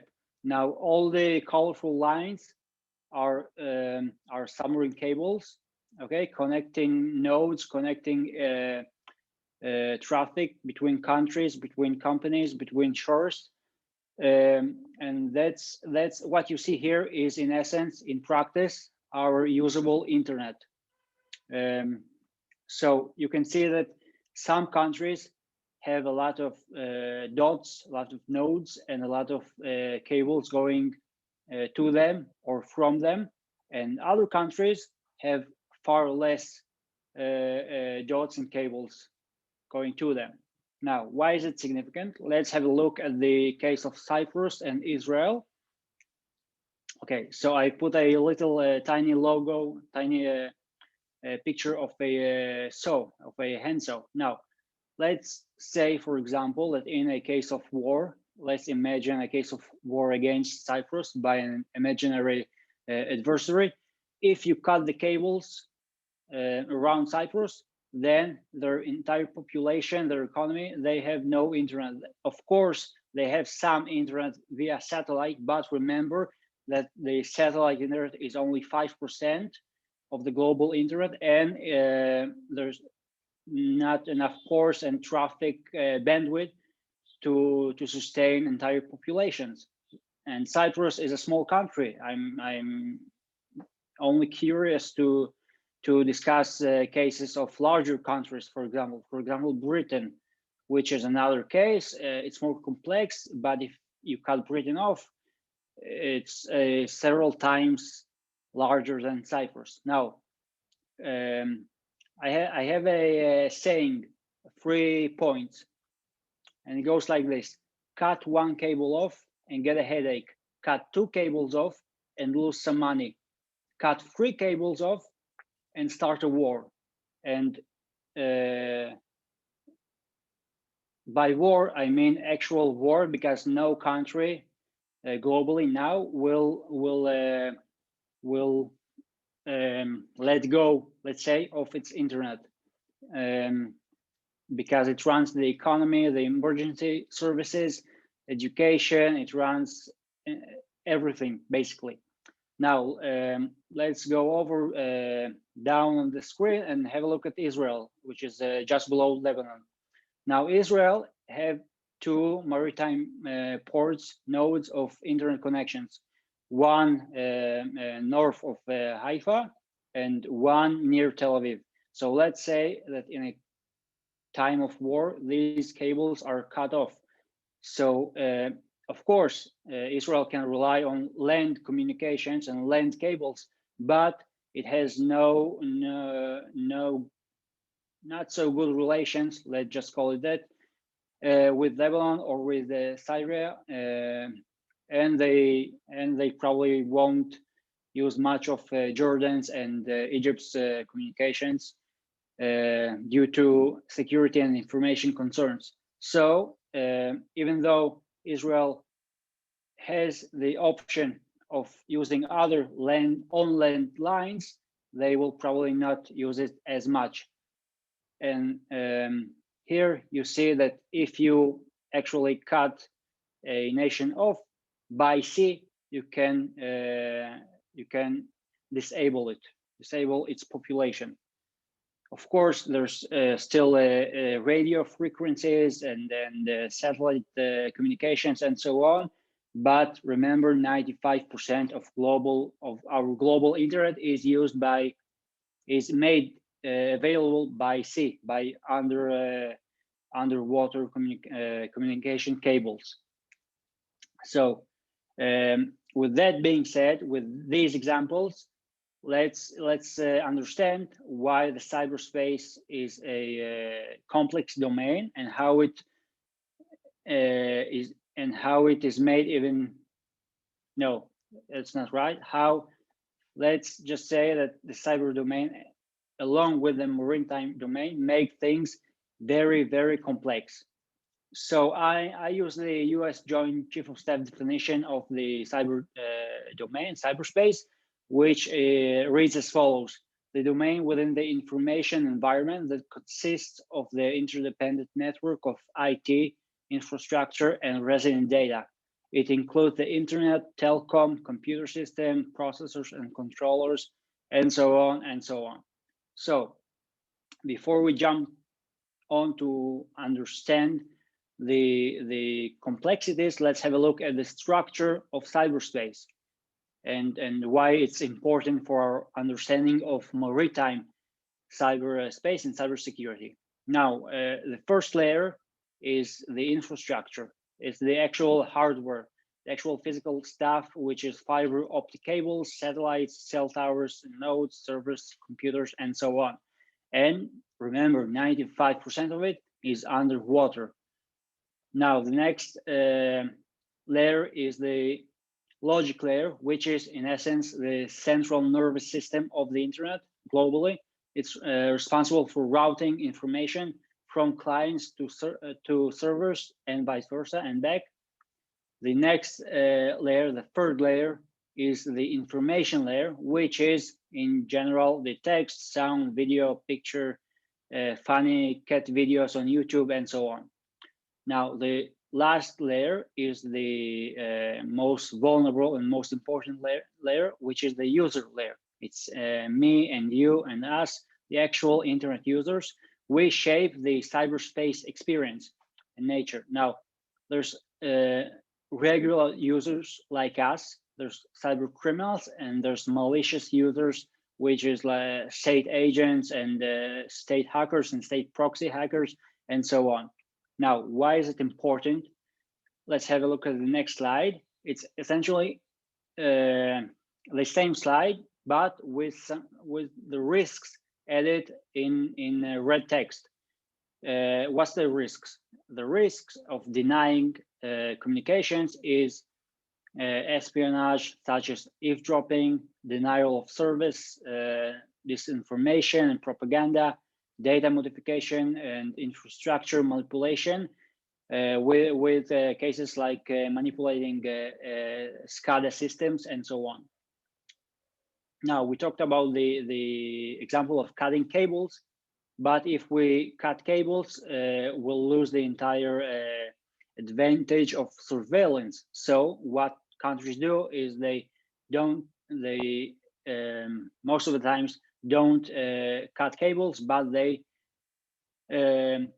eavesdrop cables. Okay, submarines, it's mainly global powers, and if you want names, it's the US, it's Russia, it's China, and so on and so on. So the risk in the logic layer, for example, is the denial of service. And why is it important? Because if we're talking about communications of ship to shore, shore to shore, ship to ship, sailor to sailor, sailor to his family even, so it becomes significant.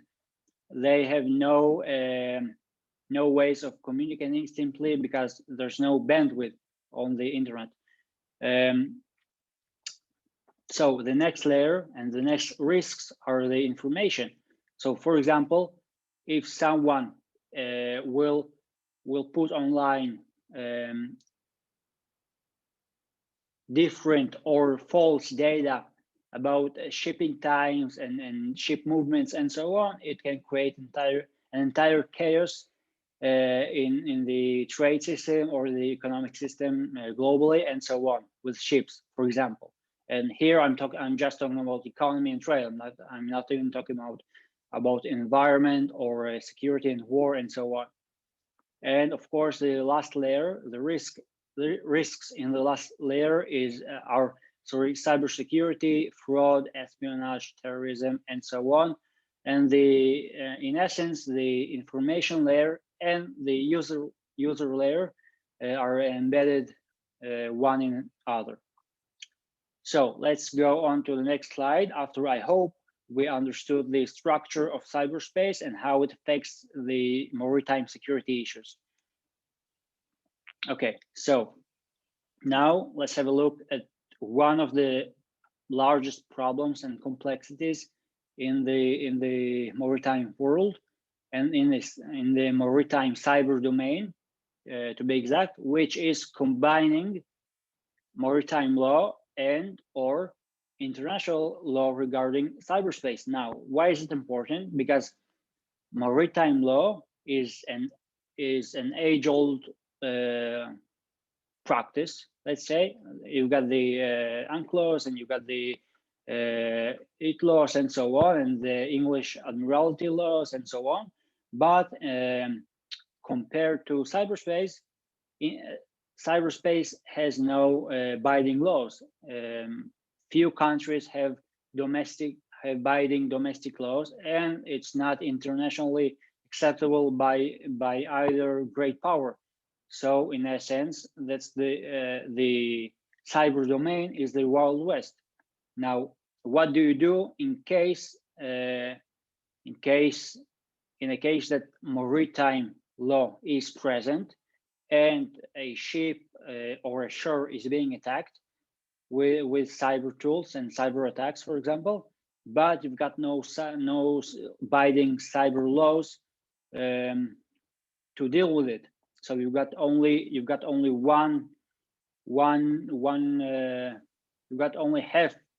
half of the laws to your advantage, for example, to your guidance and help. Now, the maritime law is age-old. It's like, I think, if I remember correctly, it's over 1,000 years old, the actual norms and ancient laws. Most of the world, which is 168 members, excluding the US, of course, do compel with the UNCLOS. Norms do apply at sea. And let's have a look at the US example. The US do compel with the law, even though they haven't ratified it. They do compel with the law. And lastly, let's talk about identity. At sea, identity, of course, I'm not talking about deep sea submarines. I'm talking about ships. Identity is overt. Everybody can see you, can see the ship, can trace and monitor the radio frequencies and so on. Now, in cyberspace, there's no laws. It's basically the Wild West outside. No norms, because global powers do take advantage of this Wild West and spread disinformation and cyber attacks and cyber proxy attacks and so on. So even if you do with complex cyber forensics, for example, if you do identify who targeted and who attacked you, you still can't do anything about it because it's not illegal internationally. The closest thing that's available right now is the Tallinn Manual on International Law applicable to cyberspace, to cyber operations, and that's not a law, that's a Cambridge University Press book. So that's very much not a law. Now, in terms of identity, with a click of a mouse or a keyboard, you can become totally anonymous using proxies or dark webs or even proxy hackers and so on. and they will do the attacks for you, and then you attack ships and shores, and it affects trade and economy and security issues and so on. And still, countries, nations, and companies have nothing to do. They have to compel with hackers and attackers. And with this, I remember Yal Pinko's question about cyber crime and cyber piracy. Now, what do you do if a ship gets hacked, or a ship's SCADA system gets hacked by pirates and attackers? What do you do then? Which law is applied, for example? Now, these are complexities far beyond our scope now, but they do point to some concerning issues. So let's go over to the slide and understand why the maritime cyber domain is important. It's important because it concerns global security and national security. If you cut a nation off, then you create large problems for the nation, and that nation will probably go to war in order to protect itself and to protect its sovereignty. Now, it concerns economy and trade. For example, about 80% of global trade is done using ships. Now, if you disorder the SCADA systems or the global trading systems concerning shipping and trade, what will happen then, for example? Now, next is the travel and transport. People just, this point applies also to aviation, because cyber attacks can ground ships and ground airplanes, for example. And of course, if we're talking about the energy center and oil rigs, for example, or communications. And communication here is the big issue, because if you cut the communications, then you cut the airlines, the actual oxygen lines of many economies and nations. So, to conclude, why is it important? Why is securing maritime cyberspace is important? Now, if you want to, I've got 3 points in that matter. Now, if you want to obtain globalization and not go 200 years backwards globally in terms of security and trade and economy and travel and so on, then you've got to protect globalization, which is done mainly today by ships and airplanes. Now, if you want to maintain technological and economic development, you've got to maintain cybersecurity of the maritime domain. And lastly, if you want to protect yourself, your country, your nation, and so on, and your international allies, you've got to protect the communication lines, which are, like we previously said, undersea, underwater. And that's my 3 concluding points. I thank you, the moderator, and the rest of the attendees and the panelists for taking the time to listen. And I hope you did enjoy and learn something new. Thank you. Thank you very much, Dr. Topol, Vice President for Research and Academic Affairs at IIMSR, for your presentation on maritime cyber development. Now we will have a break for 15-20 minutes. Yeah, if you let me, Dr. Topper, thank you very much. Ladies and gentlemen, I invite you to enjoy a 25 minutes tea break for the participants from India and a lunch break for the participants from Bulgaria and Israel. The second session will start at 16:55 Indian time and 13:25 Eastern European time. So please make sure you will be right back on time. Thank you very much.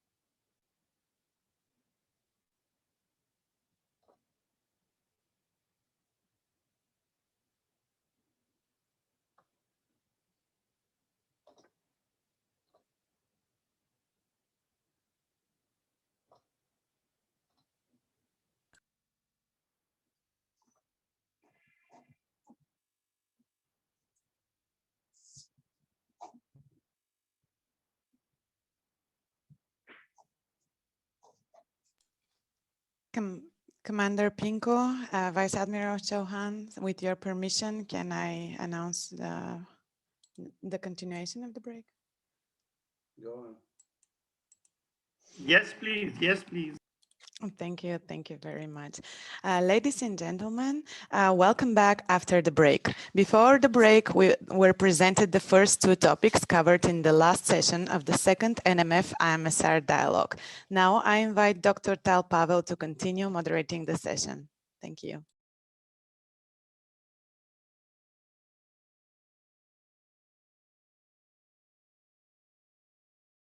Dr. Pavel, you're muted. Yeah, I was muted. Yeah.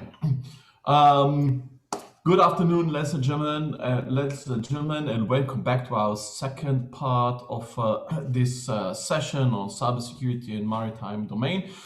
Now, after having the insightful inputs on new threats and trends in port and national infrastructure, security and maritime cyber development, we will go deeper into the artificial intelligence and machine learning maritime development. This topic will be presented by Commander Subhash Dutta, Honorary Adjunct Fellow at NMF. Commander Dutta is a specialist in cyber warfare and information security. He headed the information warfare group of the Indian Navy, and currently he is working as the head of malware research and R&D and the head of operation at Securitech. Over to you, Commander Dutta, for your presentation about artificial intelligence and machine learning maritime development. Commander Dutta, the floor is yours. Thank you so much. Thank you. I hope my screen is visible to everybody. Yes, indeed. Yes, indeed. All right. Good afternoon, gentlemen. And I know that the post-lunch sessions are slightly heavy. So I will try to keep this light and quick so that firstly, the intake can be faster. And then, of course, you don't nod off. So pardon me if you feel that, things are going out of hand, please feel free to, get me back on course. So I will cover this artificial intelligence and machine learning, and with specific reference to maritime developments. Artificial intelligence and machine learning are two aspects which are fairly similar to each other, and they are most commonly used together, but they are two related and separate terms. So artificial intelligence in itself implies a broader discipline whose specific goal is of creating intelligence machines as compared to natural intelligence, which is demonstrated by human beings as well as some animals. The machine learning, on the other hand, is a subset of artificial intelligence, and it uses statistical techniques to give machines the ability to learn using the data that it is presented to them, but without giving instructions as to how this learning is to be progressed. So while we do have fairly robust machine learning models in all business processes, but there are a few steps that we have to take to develop a fully competent and a fully progressive artificial intelligence model. So, and since both these terms are used in conjunction with each other, I will refer to artificial intelligence and sometimes to machine learning. But primarily the focus of today's discussion, or at least my presentation, is to provide a focus on the machine learning algorithm models, specifically as they relate to the maritime domain. So coming to the growth of artificial intelligence in an enterprise, the global AI survey, which was conducted fairly recently by McKinsey, has shown that almost 50% of the organizations which were polled in this survey have expressed their opinion that yes, they are adopting artificial intelligence in some business process or the other. And it should not come as any surprise that the organizations or the sectors most likely to adopt these technologies are in the high technologies industry sectors and of course the telecom sectors.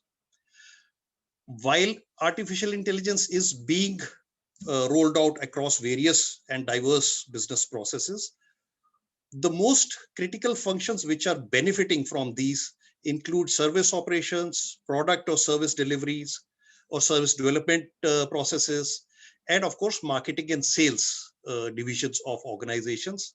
And one surprising aspect which has been brought out in this survey is that early adopters in transport and logistics sectors specifically have reported a 5% higher profit margins on their bottom line. Coming now to AI in maritime domain and specifically its focus on the merchant shipping sector and the maritime domain. The main the construct of adopting artificial intelligence in merchant shipping domain relates to cost optimization, fuel optimization, route planning, and cargo operations and port-based operations.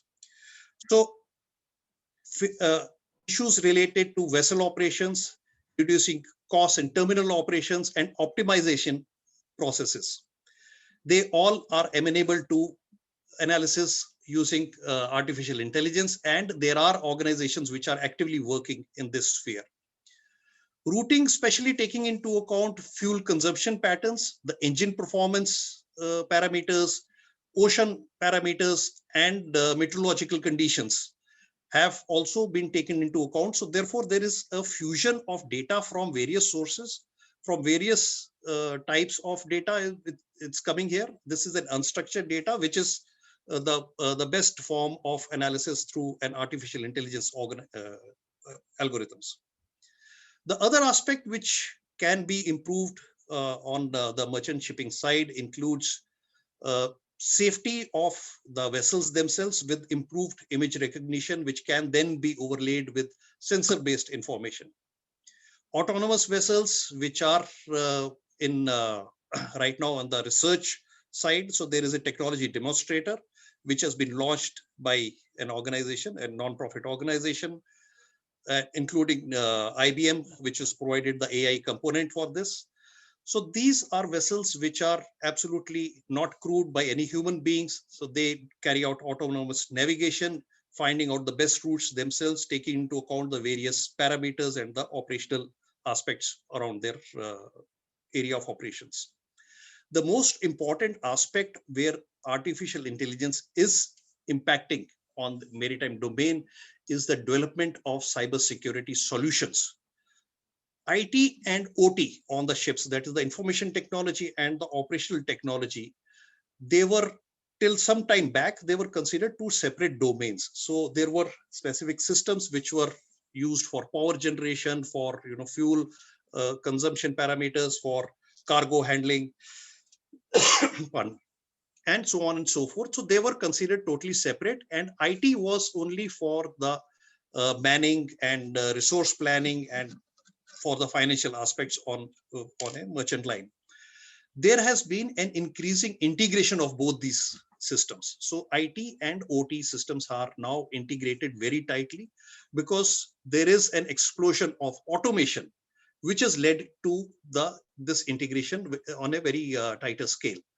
Therefore, whatever vulnerabilities are being detected in IT systems then affect or have an impact on the operational technologies. AI-based cybersecurity solutions preclude the need for regular updates for the signatures for detecting malware, specific malware, which is a problem area on longer voyages where the connectivity might not be as robust and as optimum as required. So therefore, this is another aspect where the artificial intelligence is having a greater impact. Coming now to the maritime defense domain, specifically talking about the navies and coast guards of nations, artificial intelligence is gaining wider prominence and gaining wider acceptance. And none of these sectors is more amenable to the adoption of artificial intelligence than maritime domain awareness. In the case of maritime domain awareness, the inputs are diverse, numerous. There are various sources of information, there are various sources of inputs from different sensors altogether. So there are processes which feed in this information from, say, ship-based sensors, shore-based sensors, the AIS, the LRIT systems, or even space-based sensors. And there are open source sources on the web which do merchant ship tracking, say, for example. So they provide a live tracker for a ship and its presence. So maritime domain awareness is one aspect which benefits greatly from this aspect of technology. All these sources of information are primarily big data. They are unstructured data. They are from different formats. They are in from different sources. So therefore, there is a large amount of data to be analyzed to bring out a coherent tactical picture or a coherent picture of the environment within an area of interest. And the immediate benefits would be enhanced visibility of the activities of units at sea, being able to determine an anomalous or not a normal behavior pattern of a ship, and more importantly, taking into cognizance the behavior of small craft, specifically in closer proximity to the ships which are operating in slightly confined waters or even in ports. Maintenance is another aspect that could benefit greatly from this adoption of AI in the maritime domain, specifically in the defense domain. Predicting failure rates of onboard machinery, provisioning space as and when they are required and in whatever quantity they are required, and scheduling planned maintenance periods. These cycles of the regular maintenance of a ship can be better managed by using artificial intelligence models, which will then do a predictive maintenance planning being made possible, and therefore provide a greater degree of flexibility in planning operations or a downtime of a particular ship, and having these assets available and their warfighting capabilities available to a nation. While all these aspects are fairly known and they are widespread, so the adoption of technologies, the adoption of artificial intelligence in various fields and various components of maritime domain is progressing, and there are organizations, there are nations which are progressing on this on a very larger scale. There are still some points of caution which should be taken into account, and the first and foremost is that artificial intelligence and machine learning models, deep learning, even other aspects of neural networks, they are all data intensive processes. So what they need is large amount of data which should be structured in a proper manner, and it is not just the width of the data lake but also the depth of this data which contributes to the robustness of the AI model. And if there is corruption or if there is a bias built into this data, that bias then translates into the outcomes of this machine learning models or the artificial intelligence systems. The most important component is that AI is a very resource intensive activity in terms of high power computing, their power requirement, their ventilation requirements, their air conditioning requirements. Money is definitely one of the key aspects and one of the key resources which are required for this activity. And of course, the talent. There are very few people and very few organizations which are developing this talent, and therefore the talent is in short supply. And most of the academia or most of the academic talent has been, this is the case in USA, where almost all the tenured professors are now doing regular or part-time or a combined activity with commercial organizations like Google, Facebook, and so on and so forth. So these are some of the caveats. Coming now to specific Indian initiatives. So Indian initiative was kick-started in 2018 by a paper which was rolled out by the Niti Aayog, which is the highest policy-making body in our nation. It advises governments on various policy initiatives and various areas of further research. So this paper, which laid out the strategy for artificial intelligence, then identified 5 key sectors in which this artificial intelligence technologies can be rolled out. These included healthcare, education, agriculture, smart cities, and infrastructure and transportation, most importantly. And the focus which this paper provided was in terms of collaboration with academic institutions and research organizations, specifically defense research laboratories. So these collaborative efforts are in the field of AI analytics, data analytics, autonomous navigation systems, as well as big data analysis. So these are with various institutes of higher learning, the Indian Institute of Technology, Indian Institute of Science at Bangalore, and the ISI at Kolkata are some of the partners which are progressing these initiatives of the government. Indian Navy is also not behind in these efforts, and apart from developing fairly robust algorithms which drive the logistics management systems, Indian Navy is now running this Trigun system for maritime domain awareness, which runs from our IFC IOR. And earlier speakers have alluded to this, so I will not expand this further. But this is a project which is being steered by one of the defense research laboratories, and it is being progressed in various stages, and the full operationalization of this system is expected sometime in 2024. So with that, I hope I have kept to the time limits, and I would now like to conclude with certain key points. There is no denying the fact that the maritime domain, specifically related to the maritime defense domain, would benefit greatly from adoption of artificial intelligence technologies. However, we must bear in mind that this is still a work in progress. There is large amount of work on the ethics of the algorithms which are being employed. Again, a recent survey carried out by one of the organizations has brought out that only 15% of these algorithms which are being developed by even open source organizations like OpenAI and so forth, they do not disclose greater details about their algorithm models or the data sets. They are mostly, product pitches, something like that.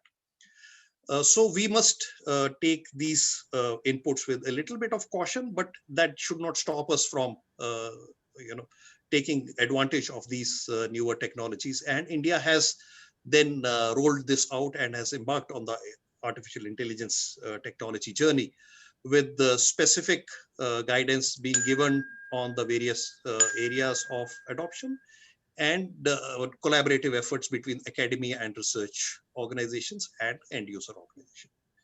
With this, I come to the end of the presentation. Thank you very much for your time.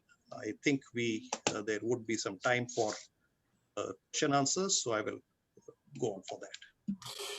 Indeed, indeed.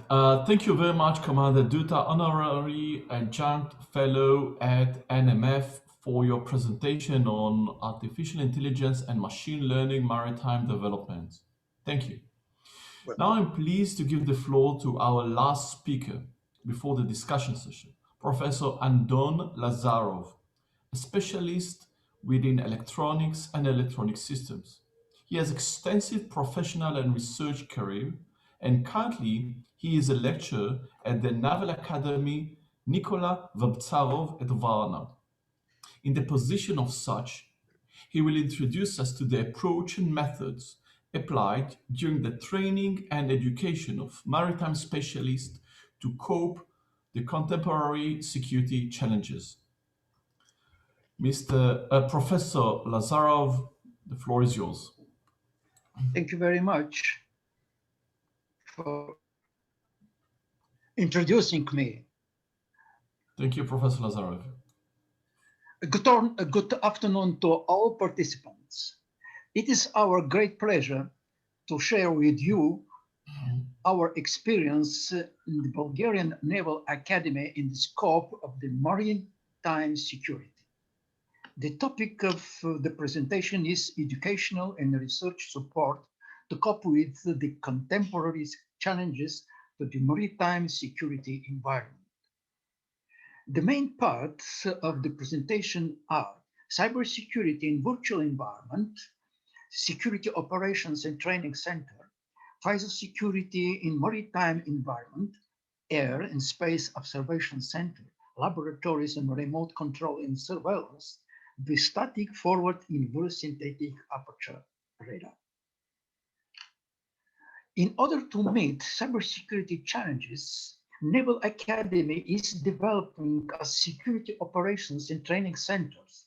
The first training part of the center covers a variety of learning tasks and a wide range of possible simulation scenarios, both for beginners and skilled professionals.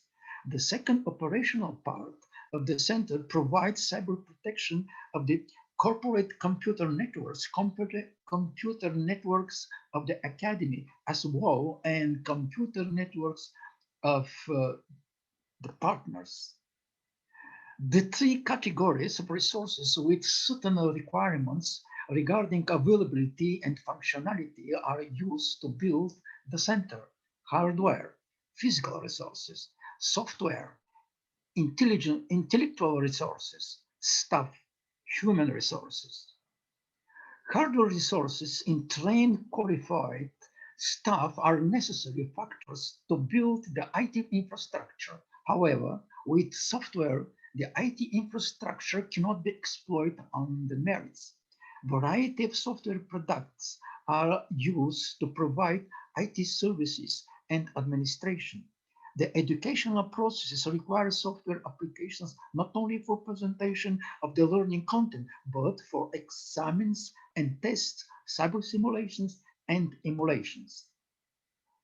Each element of IT infrastructure built on particular technology works in cooperation with the other elements of center. Four types of technology applied are networking, server, virtualization, IT services, and user terminal devices. Data center provides computing resources and technical tools to ensure the operability of the IT infrastructure and a certain level of cybersecurity as server virtualization, storage systems, and network components for filtering and controlling network traffic.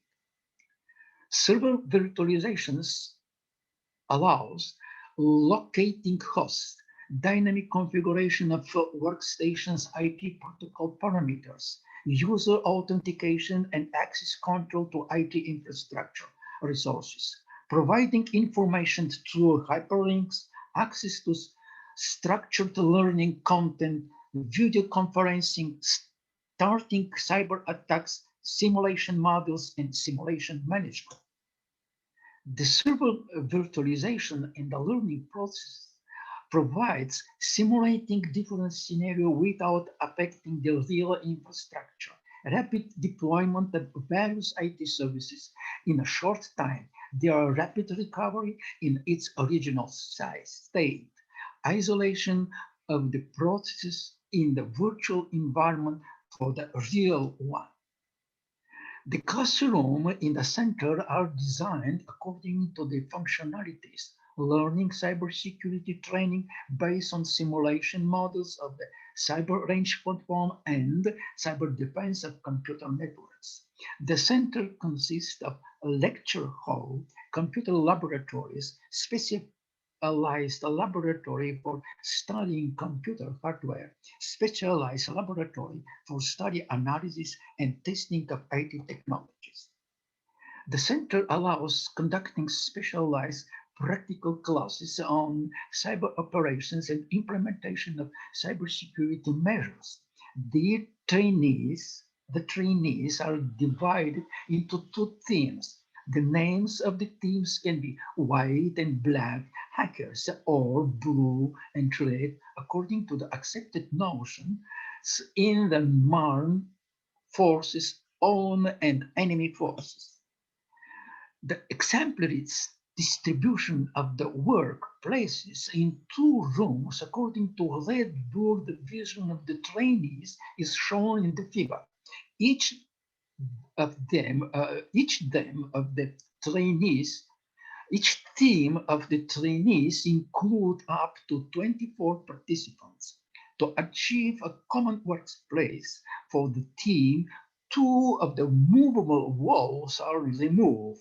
This scenario also requires workplaces to be reconfigured as shown in the figure. In a naval academy is deployed an air and space observation center with a marine astronomical observatory with the following activities: observation and tracking of objects in the near space, processing, analysis, and visualization of data from space-based sensor systems for tracking objects, early monitoring and forecasting of disasters, marine meteorology, etc., environmental monitoring, data fusion from different sensor systems, radar, optics, etc. The Air and Space Observation Center includes 2 laboratories. First, a laboratory for remote surveillance. The staff of the laboratory for remote surveillance works on a research and educational project entitled Extended Traffic Control and the Monitoring of Oil Pollution on the High Seas, with aims to create remote sensing methods, algorithms, and software package for processing radar data from the Sentinel-1 satellites, part of the European Space Agency program for Earth remote monitoring Copernicus. Second, a laboratory of remotely controlled unmanned air vehicles with the following tasks: air surveillance via unmanned remotely controlled aircraft platforms in behalf of security and crisis management, parallel monitoring of objects with different and complementary sensors, video thermals and multispectral cameras, gas analyzers, radars, etc. Monitoring the state of the environment, early detection and forecasting of disaster, search and rescue operations, detection and response to oil spills, creating 3-dimensional models of infrastructure object by applying principle of the photogrammetry. In the structure of Air and Space Observation Center, an unmanned air vehicle drone academy is built for basic training of operators of remote control devices. Trainees, students, and cadets use DJI and Real Flight 8 flight simulators. A separate center for marine research, data processing, analysis, and visualization is built in the Naval Academy, working on drone-aided mapping, photogrammetry, and 3D modeling, terrain development in the virtual battlefield in 3D environment. The Center of Marine Research has also access to Nippon Foundation data general bathymetric chart ocean and works on seabed 2030 project for seabed mapping. Constant false alarm rate target detection is applied in the Sentinel-1 synthetic aperture radar images, further processed by neighborhood averaging, linear and median filters. For instance, by applying to the CFAR image processing algorithm with a particular threshold, reflection from the sea are removed, but images of small fishing boats remain in the screen, as can be seen in the figure. The results of the application of neighborhood averaging CFAR detection in image processing combined with linear and median filters can be seen in the figure. All spill image processing algorithm is developed. All spill is displayed according to report the Maritime Rescue Coordination Center in Varna, Bulgaria. Target detection. Results of the constant false alarm rate detection combined with the linear and median filters are shown in the figure. It is obvious that detector is reliable enough to, irrespectively of the quality of the image, and is also possible to measure parameters of detected target as the length and orientation. Target detection and validation. Data from all sensors are recorded on servers installed in two traffic control centers, Varna and Burgas. Different types of targets are shown in Bay of Burgas. A group of targets integrated with AIS, transponder, and radar. Small radar targets without AIS transponder. And AIS targets with a radar echo too small for reliable tracking. To validate Sentinel-1 SAR images, the Bulgarian Vessel Traffic Management and Information System with 16 navigation radars, 6 AIS VHF base station, 11 meteorological station, 8 closed circuit television, day-night cameras for vessel traffic monitoring. Validation of results by using only automatic information system is illustrated in the figure. Ship motion estimation by Sentinel-1 SAR single-lux complex images. SAR target detection and the moving target indication algorithm is developed to process single-lux complex Sentinel-1 ship images for ship motion estimation. A region with the targets is outlined and sequence of complex images are extracted through European Space Agency's Sentinel application platform into CSV format for MATLAB processing. SAR images is binary segmented, and geometry, size, and geographic coordinates are estimated. Based on the coherent phase part of the SAR, single-lux complex images are Fourier spectrum is extracted and the maximal Doppler frequency is determined. Thus, radial velocity of the ship target is defined. The result of the SAR single-lux complex image processing proves the capabilities of the developed algorithms for target detection and parameters estimation applied to moving target with high signal-to-noise ratio. There is a compliance between measured single-lux complex SAR target radial speed and the projected radial components of the target speed measured by AIS data in the same direction. This may be said also for the target heading estimation. The limitation of the target detection and moving target identification algorithm should be further investigated with respect to target size and speed, direction and motion relative to SAR, SAR polarization and incident angle, target radar cross-section, signal-to-noise ratio, and sea state. Correct bounding box size must be identified for moving target estimation. By static forest scattering inverse synthetic aperture radar, monitoring sea borders and protecting coastal lines and offshore territories are of substantial importance for homeland security, defense, and safeguard of the national economy. A mathematical model of the static forward inverse synthetic aperture radar system is developed.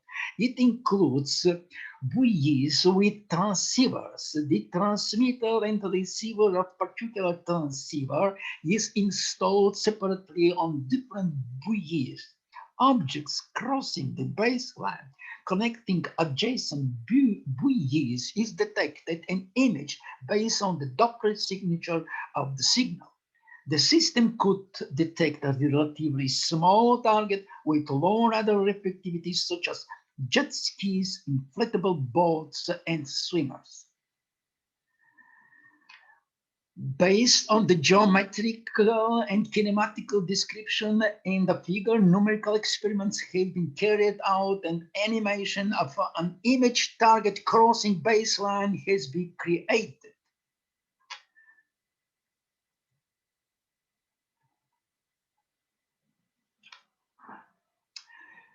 You can see the target crossing the baseline. The target is rotated around the line of sight, or around its mass center, tracking by the radar pattern. In conclusions of my presentation, I would like to emphasize the main focus of our presentation has been on the structure and functionality of Security Operation and Training Center in Nikolov Naval Academy, Air and Space Observation Center, Marine Astronomical Observatory, Laboratories of Remote Surveillance and Remote Control Unmanned Air Vehicles Academy for Unmanned Air Vehicles Operators, Sentinel-1 SAR image processing, target detection and identification, bistatic forward scattering inverse synthetic aperture radar model has been demonstrated. Thank you for your attention, ladies and gentlemen. Thank you very much, Professor Lazarov, Adjunct Research Fellow at IIMSR, for your presentation on educational and research support to cope with the contemporary challenges to the maritime security environment.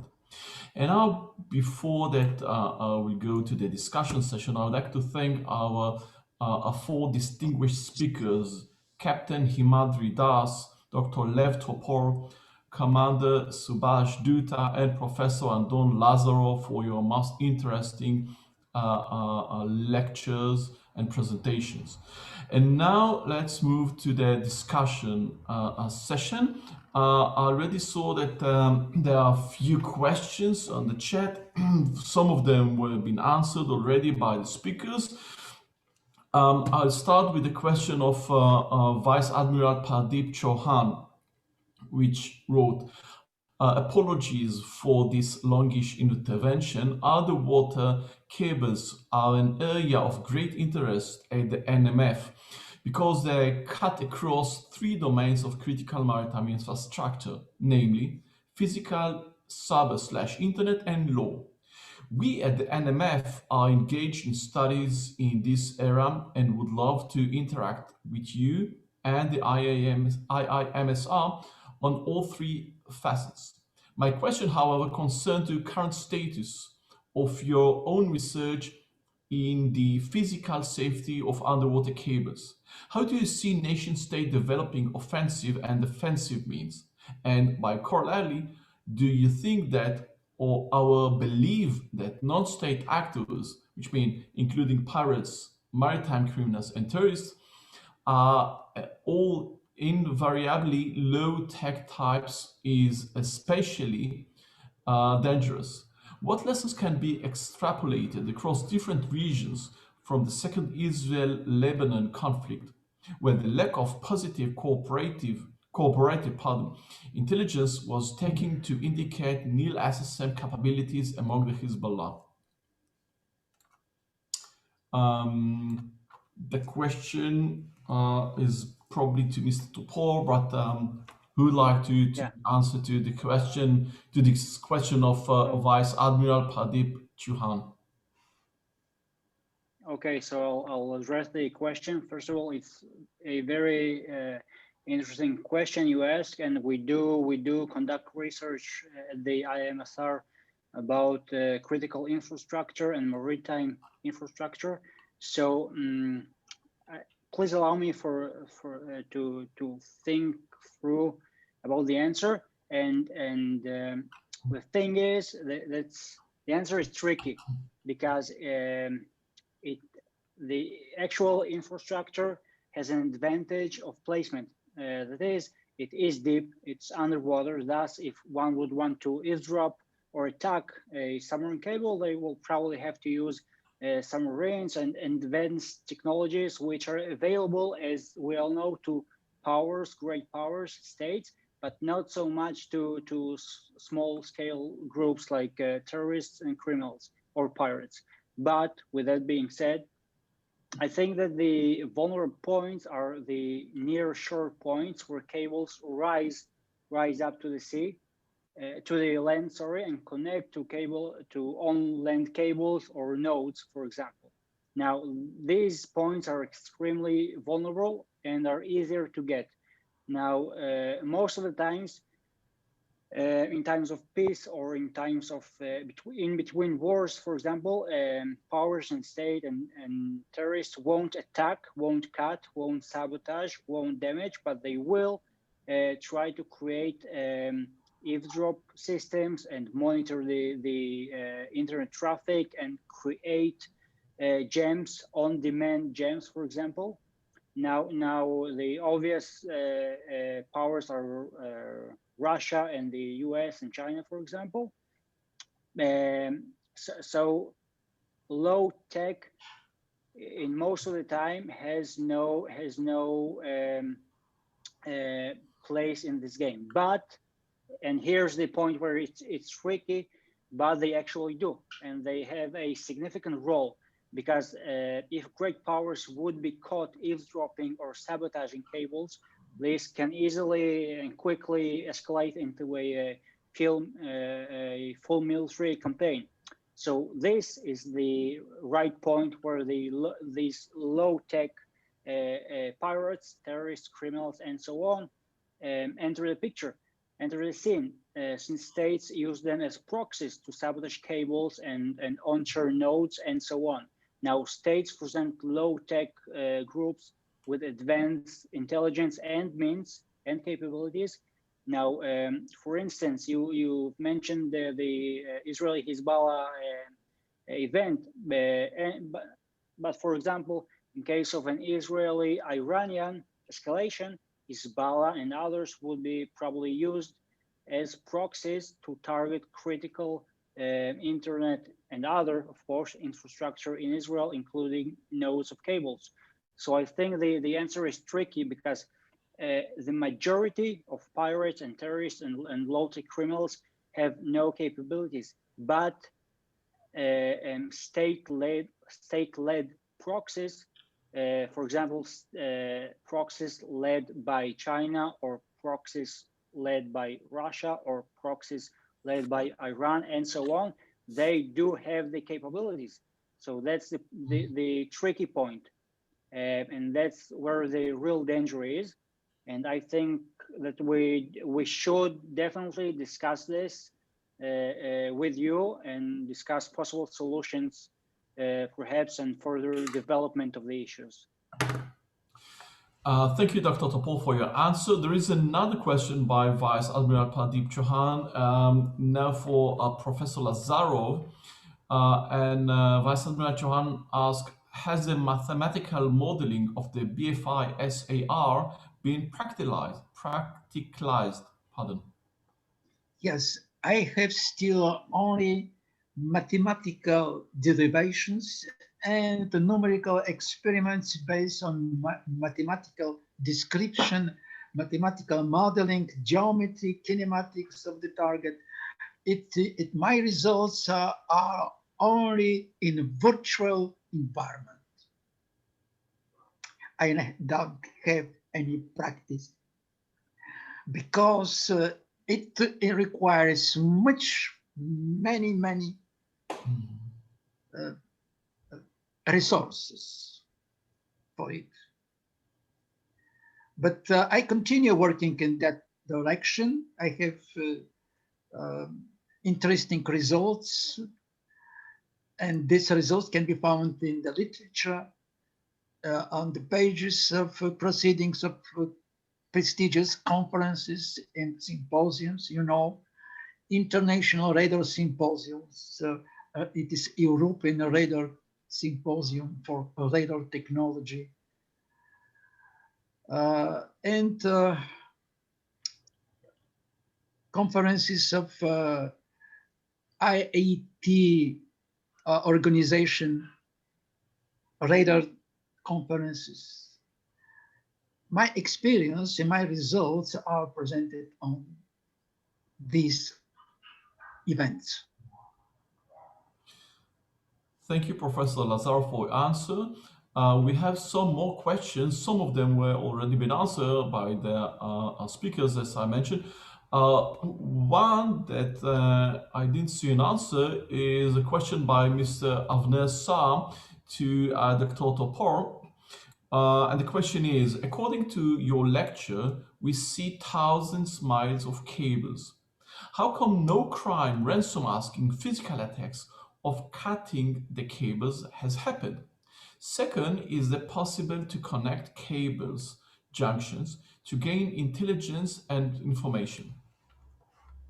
Okay, so I think I answered these questions, but I'm just going to address it again. Yes, states and global powers do eavesdrop and create jams and so on, and they connect to the cables themselves and to the nodes and junctions and so on. And why haven't we seen physical attacks, ransoms, and so on? As I already mentioned, these kinds of attacks and actions are reserved to states of war, for example, when countries use their proxies to do it or do it themselves. But criminals almost don't do it without any state guidance. And that's about it, I think. I addressed the information with my previous answer. Thank you. Can I add something to this? Yes, sir, of course. All right. So just to reinforce Dr. Topor's assessment of undersea cables, firstly, why haven't we seen attacks on disrupting these cables is, first of all, that these are armored cables. It's not very easy to cut across the cable or cause, physical damage to these cables. As Dr. Topor said, the only vulnerability lies in the point of connection to a shore-based system. As far as their presence undersea is concerned, it is probably the larger organizations or state-sponsored or state, actors who do have this capability to do that. But as most of the data which is being transmitted across these cables is encrypted. Everything is encrypted right now. If you just do a Google search, it goes encrypted. Nothing is plain text. So even if you do develop the capability to eavesdrop, or even if you do get the capability to, patch into these cables, so to speak, there is very little value of information that would come to you. And in any case, the capability to sniff data or sniff information from other sources is already present. So it is a question of low hanging fruit. Whichever is the least path of resistance, the attackers normally take that, whether these are attackers for profit or state sponsored organizations. They do not like to expend their resources unless the target is very lucrative, as we have seen in the case of SolarWind's attack recently. So undersea cables have not been of much, newsworthy item, so to speak, although they do constitute a fairly critical infrastructure component. Because as of last year, it was estimated that they carry out almost $10 trillion of financial transactions. And there are almost 500,000 miles of these cables spread all over the oceans. So they do constitute a very large attack surface and a very lucrative attack surface. But by the very nature of these systems, they are not amenable to very trivial attacks. It requires rocket science to attack these systems, and the end results that you get may not be commensurate with the efforts that you put into it. You would get better data from other sources. You would get better information from other sources. Thank you, Commander Dutta, for your answer, and of course, Dr. Topo as well. I have one question for you, Commander Dutta, regarding artificial intelligence and machine learning in the maritime domain, and I would like to ask to a bit expand and to ask whether there are cases that we know of artificial intelligence and machine learning activities by the hand of malicious actors, cybercriminals, whether they are cybercriminals or nation-state actors. So my question is: do we have incidents that malicious actor in the maritime domain performed such activities using artificial intelligence? So yes, there are instances where there have been certain incidents where it was detected that there were some artificial intelligence, or most likely machine learning algorithms were used to conduct various nefarious activities. And not just in the maritime domain, because maritime domain is a fairly restrictive domain as far as the spread of IT is concerned. IT is more widely available in various other domains of our businesses. So as far as the cyber attacks using our machine learning algorithms are concerned, yes, this is a possibility, because as we have been developing systems, as we have been developing protective systems using machine learning algorithms, so have these the attackers or the threat actors. They have also been polishing their technology and their capabilities in this domain. Specifically, there have been very few reported instances. There were a couple of instances where there was corruption of the data model itself. So that is the most likely method, or that is the most likely vector where you can influence a machine learning model, is that you corrupt the data model itself.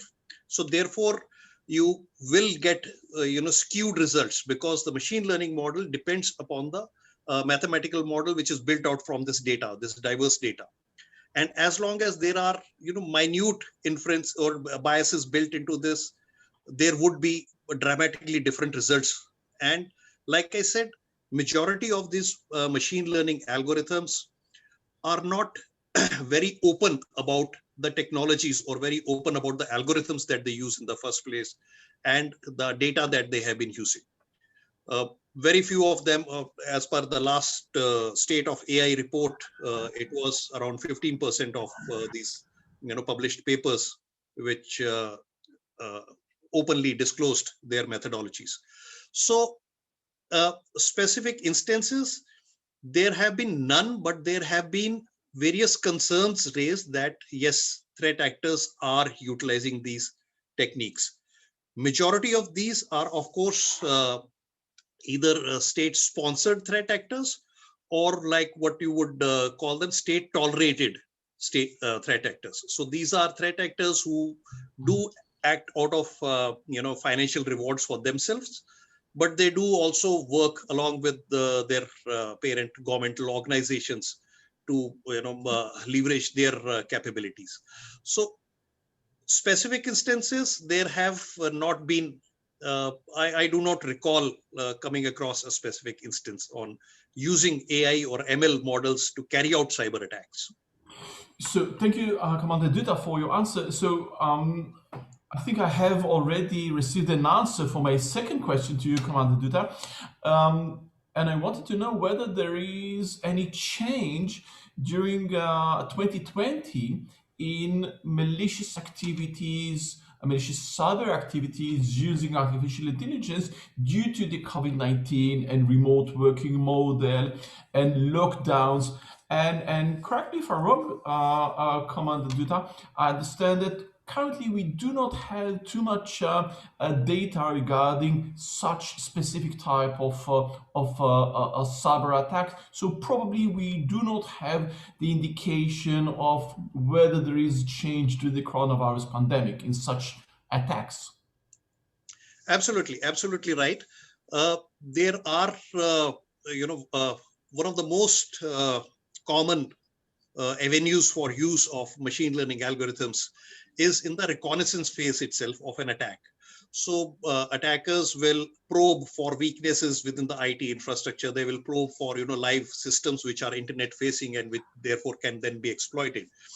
The information which is available from them as to what kind of systems these are, what are the versions, and what are the vulnerabilities associated with that, and more importantly, reverse engineering the security patches which are developed by the OEMs. So say, for example, Microsoft comes out with a monthly patch rollout every second Tuesday of the month. Attackers expend a large amount of their time and resources and capabilities in trying to reverse engineer the patch to figure out as to what is the vulnerability being exploited and how we can weaponize this vulnerability exploit.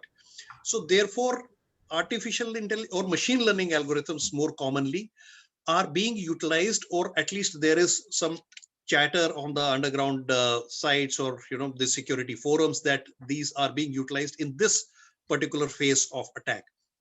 Specific to the present situation of COVID and the pandemic, and then therefore expansion, exponential expansion of the attack surface. All organizations transitioned from a close perimeter based activity to work from home. Individuals are working on their systems. Some of these are either provided by the organization or some of them are personal owned systems. So the attack surface has expanded. It has ballooned beyond normal expectations. So therefore, whether the attackers are utilizing slightly complex methods of attack using machine learning algorithms to attack these systems, or they are utilizing the existing vulnerabilities on these systems. Home systems are very rarely patched to whatever are the latest patches. They, in most of the cases, they do not have an updated antivirus to begin with, and advanced security solutions are not very commonly found on home systems. On corporate owned devices, yes, definitely they would be there. There would be a separate, a client for a tunnelized connection to the corporate IT systems from a VPN connect or from a secure shell connection kind of a system. But using the pretext of COVID and the spread out workforce, utilizing machine learning, like I said, it requires a higher degree of technical competence to leverage these technologies. Attackers are fairly lazy people. They would rather, reuse certain code which was successful earlier, and they would, tweak it in a certain manner to use it, or rather reuse it, or some components of that code they would use it. They would not spend too much effort on, researching greater technologies or greater avenues for attacking this. That said, this may not be entirely true for state-sponsored or state-supported or state-tolerated threat actors. They would definitely have their resources. They would definitely have the support of a larger organization behind them, and they definitely would be using that. That said, it is mainly towards a targeted attack. They are, targeting a specific organization or a specific set of people. For example, in this recent case of SolarWinds. So SolarWinds was an organization which developed software for network monitoring solution, which was attacked. So what these attackers did was they compromised the system which provided updates to this software. So the update itself was poisoned. It had a backdoor built into it. And then the attackers leveraged this entry point, and then they carried out their activities of exfiltrating data, carrying out various intelligence aspects. And very large corporate organizations, US governmental organizations, large OEMs were affected by this. Indeed. Sorry. Yeah. No, pardon, Commander Dutta.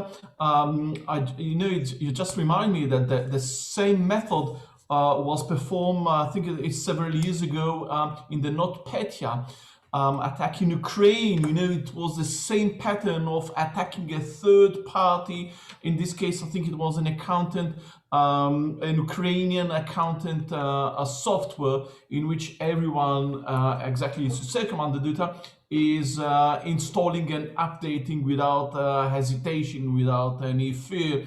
So we see a correlation between those type of attacks. Thank you, Commander Dutta, for this detailed and deep answer. At the end of this session, I would like to thank our distinguished speakers, Captain Himadri Das, Research Fellow at the NMF, Dr. Lev Topor, Vice President at IIMSR, Commander Subhash Dutta, Honorary Adjunct Fellow at NMF, and Professor Andon Lazarov, Adjunct Research Fellow at IIMSR. Thank you, ladies and gentlemen, for being here, for taking part as an attendees, as speakers, participant in this most interesting and professional conference. It was my true pleasure and honor to be part of it. Take care. Bless you all. Thank you. Thank you very much, Dr. Pavel, for your moderating of the last session. And thanks also to all speakers and participants and attendees. Ladies and gentlemen, with this, we have concluded all professional sessions, and what a delight it has been for all of us. Ladies and gentlemen, we'll now move on to the closing segment of the second IIMSR Dialogue. We have had a 3 absorbing sessions of intellectual and policy relevant discussion over the course of 2 days, and I'm sure that we all have benefited immensely for it. Before we draw this dialogue to its conclusion, my first request, Commander Dr. Yal Pinko, the President of the IIMSR, to share his concluding views and remarks on the second dialogue. Over to you, sir. Thank you very much. Thank you very much.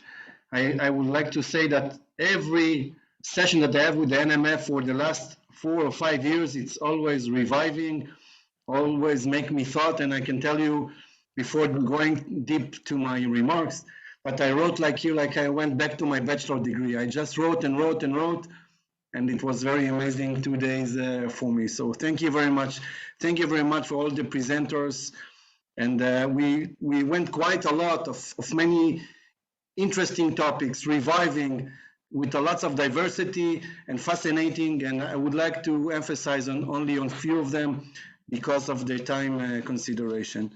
So first, as Admiral Chuan said with his fascinating lecture, I think that the blue economy takes a major part in every life, and I will address mainly in my remarks not only on the Bulgarian and the Black Sea, but as Bulgarian as part of the EU member.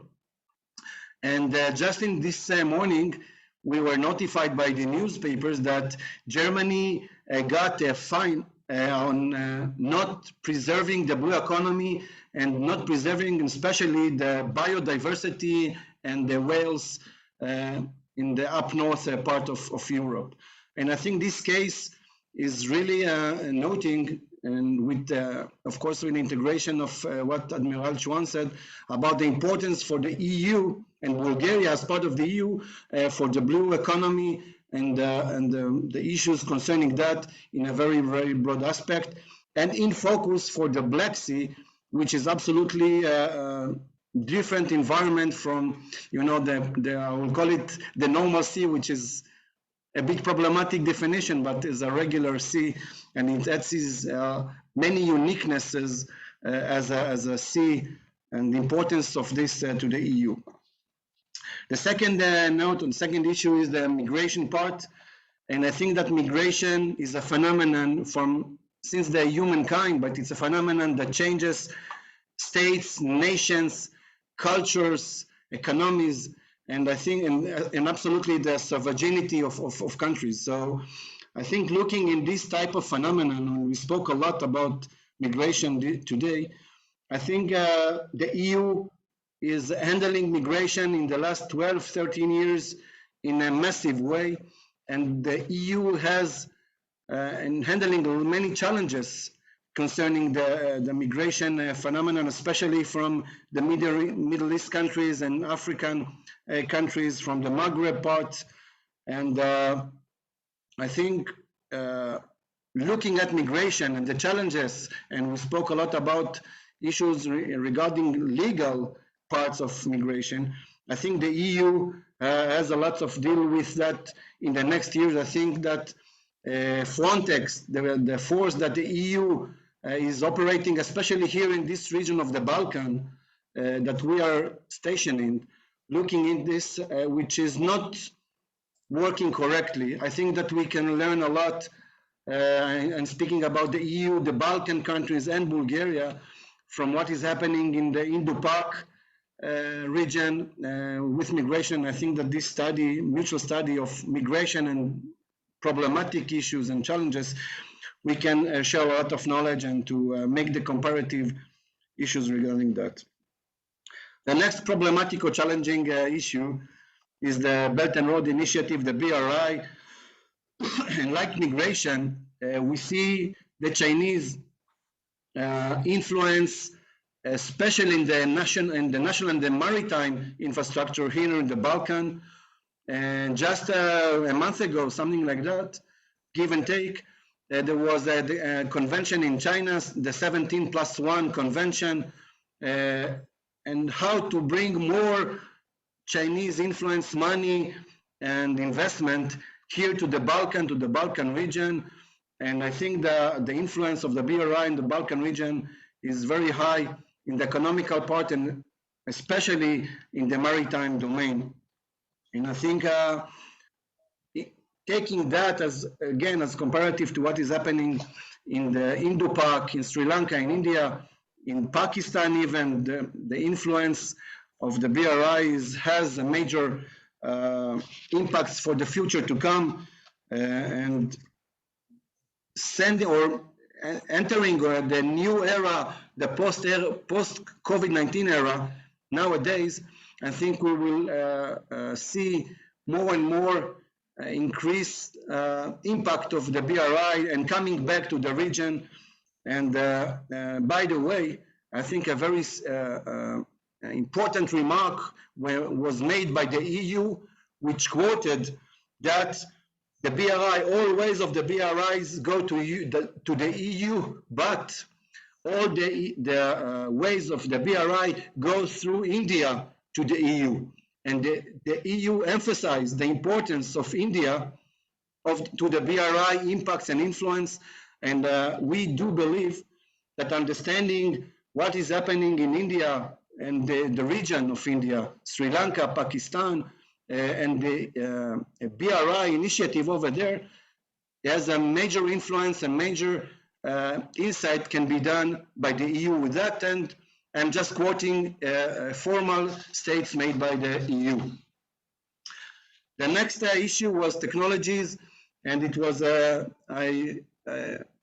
for God save me, but my bachelor is in engineering, and for me it was very interesting to see the development of cyber AI, new sensors, how to fuse everything of those. You know, we are dealing with that for dozens of years, and I think that the last years of bringing the AI inside the fusion or the C4I systems, taking that with development of SAR images from space, drones, and other unmanned platforms, take that and into consideration and integration of everything that is going on with that. this will influence the naval warfare for decades ahead of us.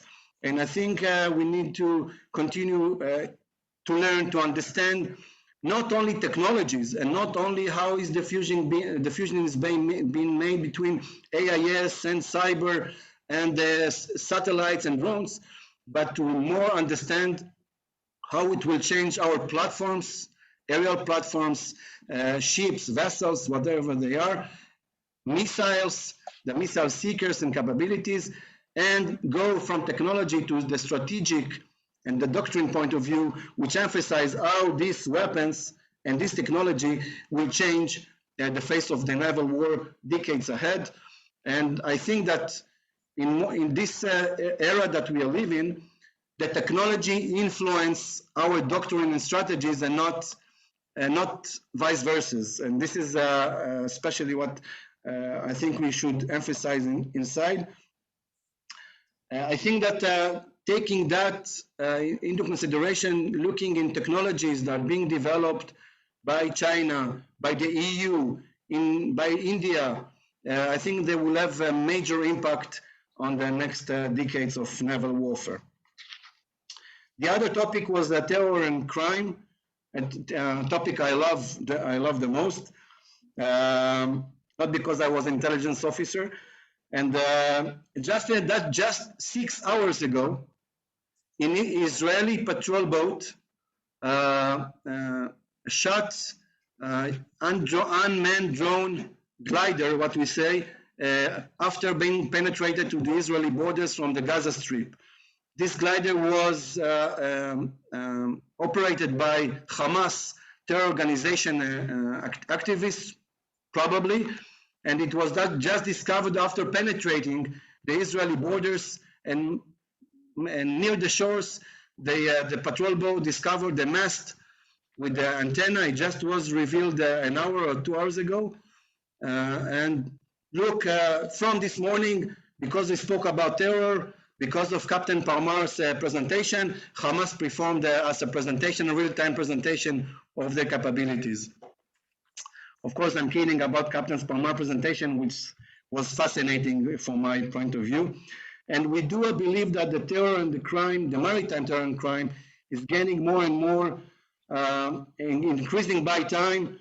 And it absolutely goes not only by physical attacks, but also with cyber attacks. And when we speak about cyber attacks, we see increased attacks on shipping companies, seaports, and vessels since 2017. It's not a new one. It didn't start in 2017, but I think the awareness, the public awareness started those years, absolutely. And when we speak about cyber, maritime cyber, of course, the part that Dr. Topor mentioned, it has a lots of issues regarding that, especially when we say that, and I can tell you that in Israel, the scenario of terror organization like Hezbollah going and cutting communication cables, this is a scenario that was taken by the Israeli naval intelligence many years ago. It's absolutely a threat that is being seen and forecast for many years. I'm not sure it's been done yet, but absolutely yes. The other part of this cyber activity against cables, it's absolutely the way to sniffing for those cables. And I would like to remind you, Russian and Soviet activity and American activity using robots during the 60s and the 70s of the last century, 200, 300 meters below and even much more than that, sniffing to cables, and even the data and the information over there was encrypted by listening for many years or months. The ability of the Russian intelligence agencies and the American intelligence agencies were with the capabilities of decrypting those encrypted information. Nowadays, when the encryption is much higher, I think this capability is as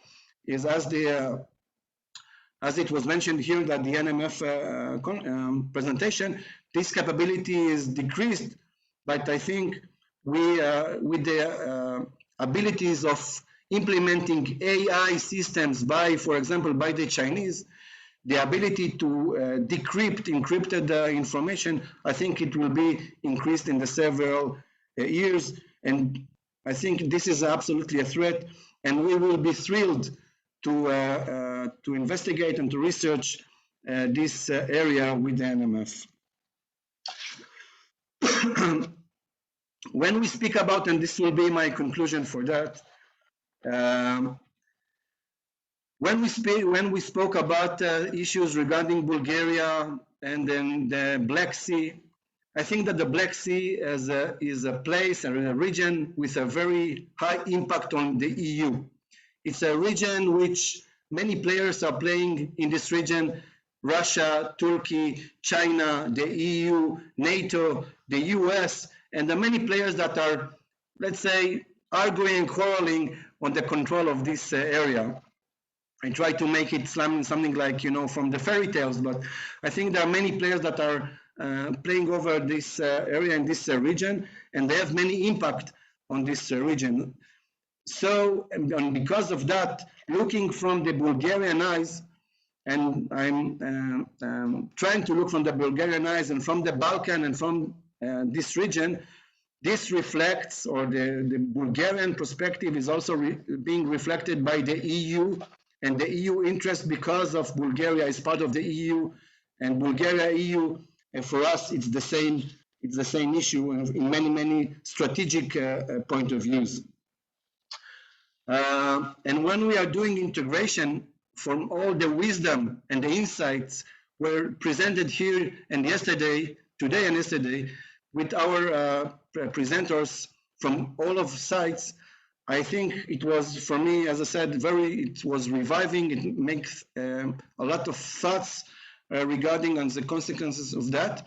And doing the integration of that, we can learn a lot about the differences, the different perspectives, and the common things between the India and the Indo-Pak region to the Black Sea, the Balkans, and the EU. And I think we have ability to make a fruitful research and very insightful research that will be beneficial for India and from the EU and Bulgaria as well, of course, as part of the EU.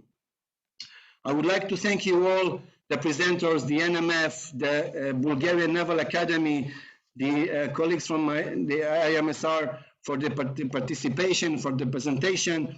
It was really amazing. I just came back 20 years ago to my bachelor degree, and I wrote things that will be useful for me, especially, and I'm sure for every one of you for many days to come.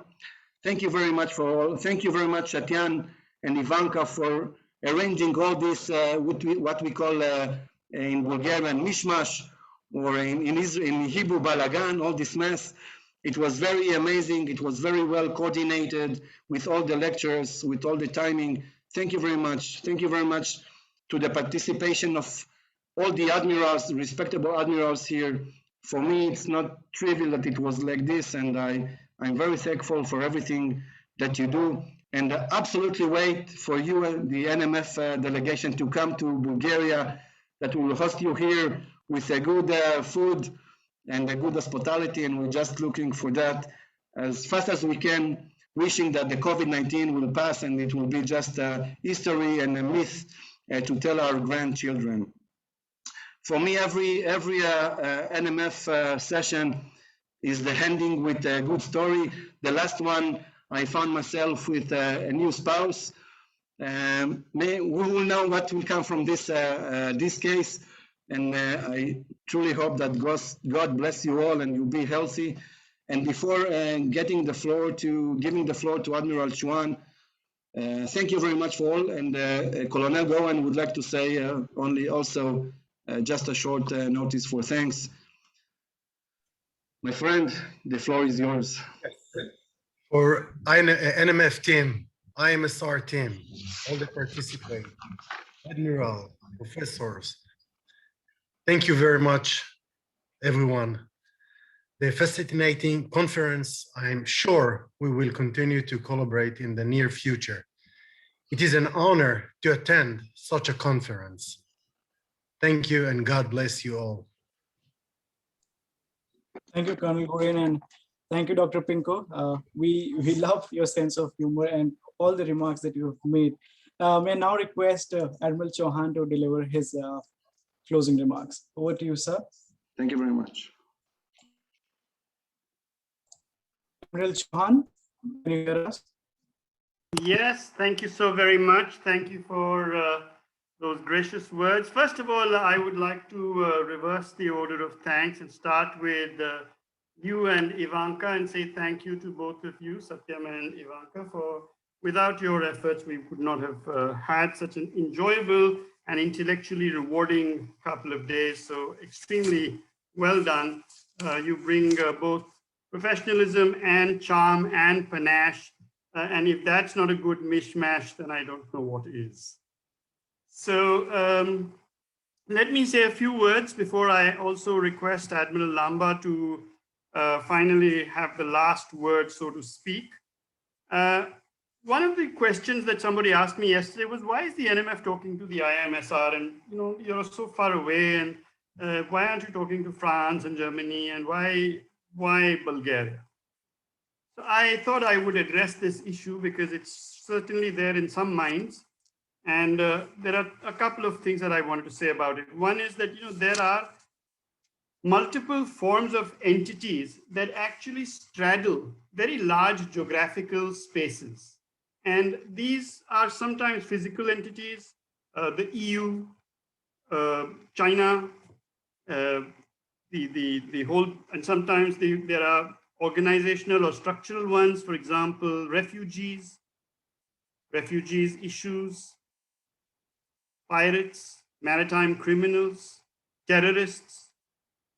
The law itself, maritime law itself, it knows very few geographical boundaries, and where it does, it suffers. And so we need to find ways of solving this particular set. To this, you can certainly add cyber issues. We've talked about underwater cables. I have a much more close to Eyal's viewpoint and much further away from believing that armored cables are comfortable. There is a famous case in India which we study, which we propagate, called the clumsy mariner. The clumsy mariner is a merchant ship or any ship which drops anchor in an area which it is not supposed to drop anchor in, apologizes profusely for having lifted cables, but has got a fairly good idea about which cables have been lifted by the anchor as it is brought home. So there are many ways of handling this, and sniffing might be difficult and it might be less rewarding, but cutting of cables is definitely a real possibility and a real probability. And if you look at the landing stations that exist in countries, some countries feel even more vulnerable than others. I also believe that it is a very, very serious mistake to think that terrorists are not going to be high-tech and that the domain of high technology rests only with the good guys. History is replete with examples of how the good guys, as they say, the cops, are always actually a step or two behind the bad guys. And I don't see any reason why this would change simply because the good guys have learned, as Commander Datta said, rocket science. So if we have learned rocket science, you can have a reasonable assumption that the other guys have learned rocket science too. Now the question is, whose rocket science is more advanced? Let me give you one example. I seem to see that, terrorists seem to learn from international events better than we do. For example, Captain Parmar mentioned that there was this incident in Israel almost 6 or 7 years ago, and that the terrorists have picked up on that, put it together, extrapolated it geographically, applied it elsewhere, while we, the supposed think tanks and the supposed intellectual elites, are struggling to remember what happened 7 years ago in Israel, if we are not Israeli. It is extraordinarily dangerous. It smacks of hubris, and as you all are aware, pride comes before a fall. And we cannot afford those kinds of falls just because we wish to have that kind of pride. And that is my thrust of my question today, was that what makes you think that terrorists are always going to be low-tech? What makes you think that? Just because the homegrown terrorists that you might have encountered, is that all? Who created the sarin gas attacks? How did they get the sarin gas? How was it made available? How did they penetrate all the biological safeguards that good guys put in place, and so on and so forth? Then, the next point I wanted to mention was the simple exchange of best practices that straddle geographies, that render geographies irrelevant. This obsession with geography and proximate geography is, I'm afraid, an army hang-up. It is a land-centric problem. Maritime forces that think like land forces are doomed to fail because they cannot exploit the space in which they are. So best practices incorporate legal frameworks. If your legal frameworks are not good, maybe ours are better. Maybe neither of us have any. Maybe we need to sit together and figure out what might work across the board. If the disparity are as indicated today, where maritime law is supposed to be the paragon compared to which cyber law is zero, then I must tell you that when we compare maritime law to the remainder of law, we find maritime law is zero. So now we are talking about a zero compared to a negative. Surely we are in a bad place. Surely we need to get into a better place than this.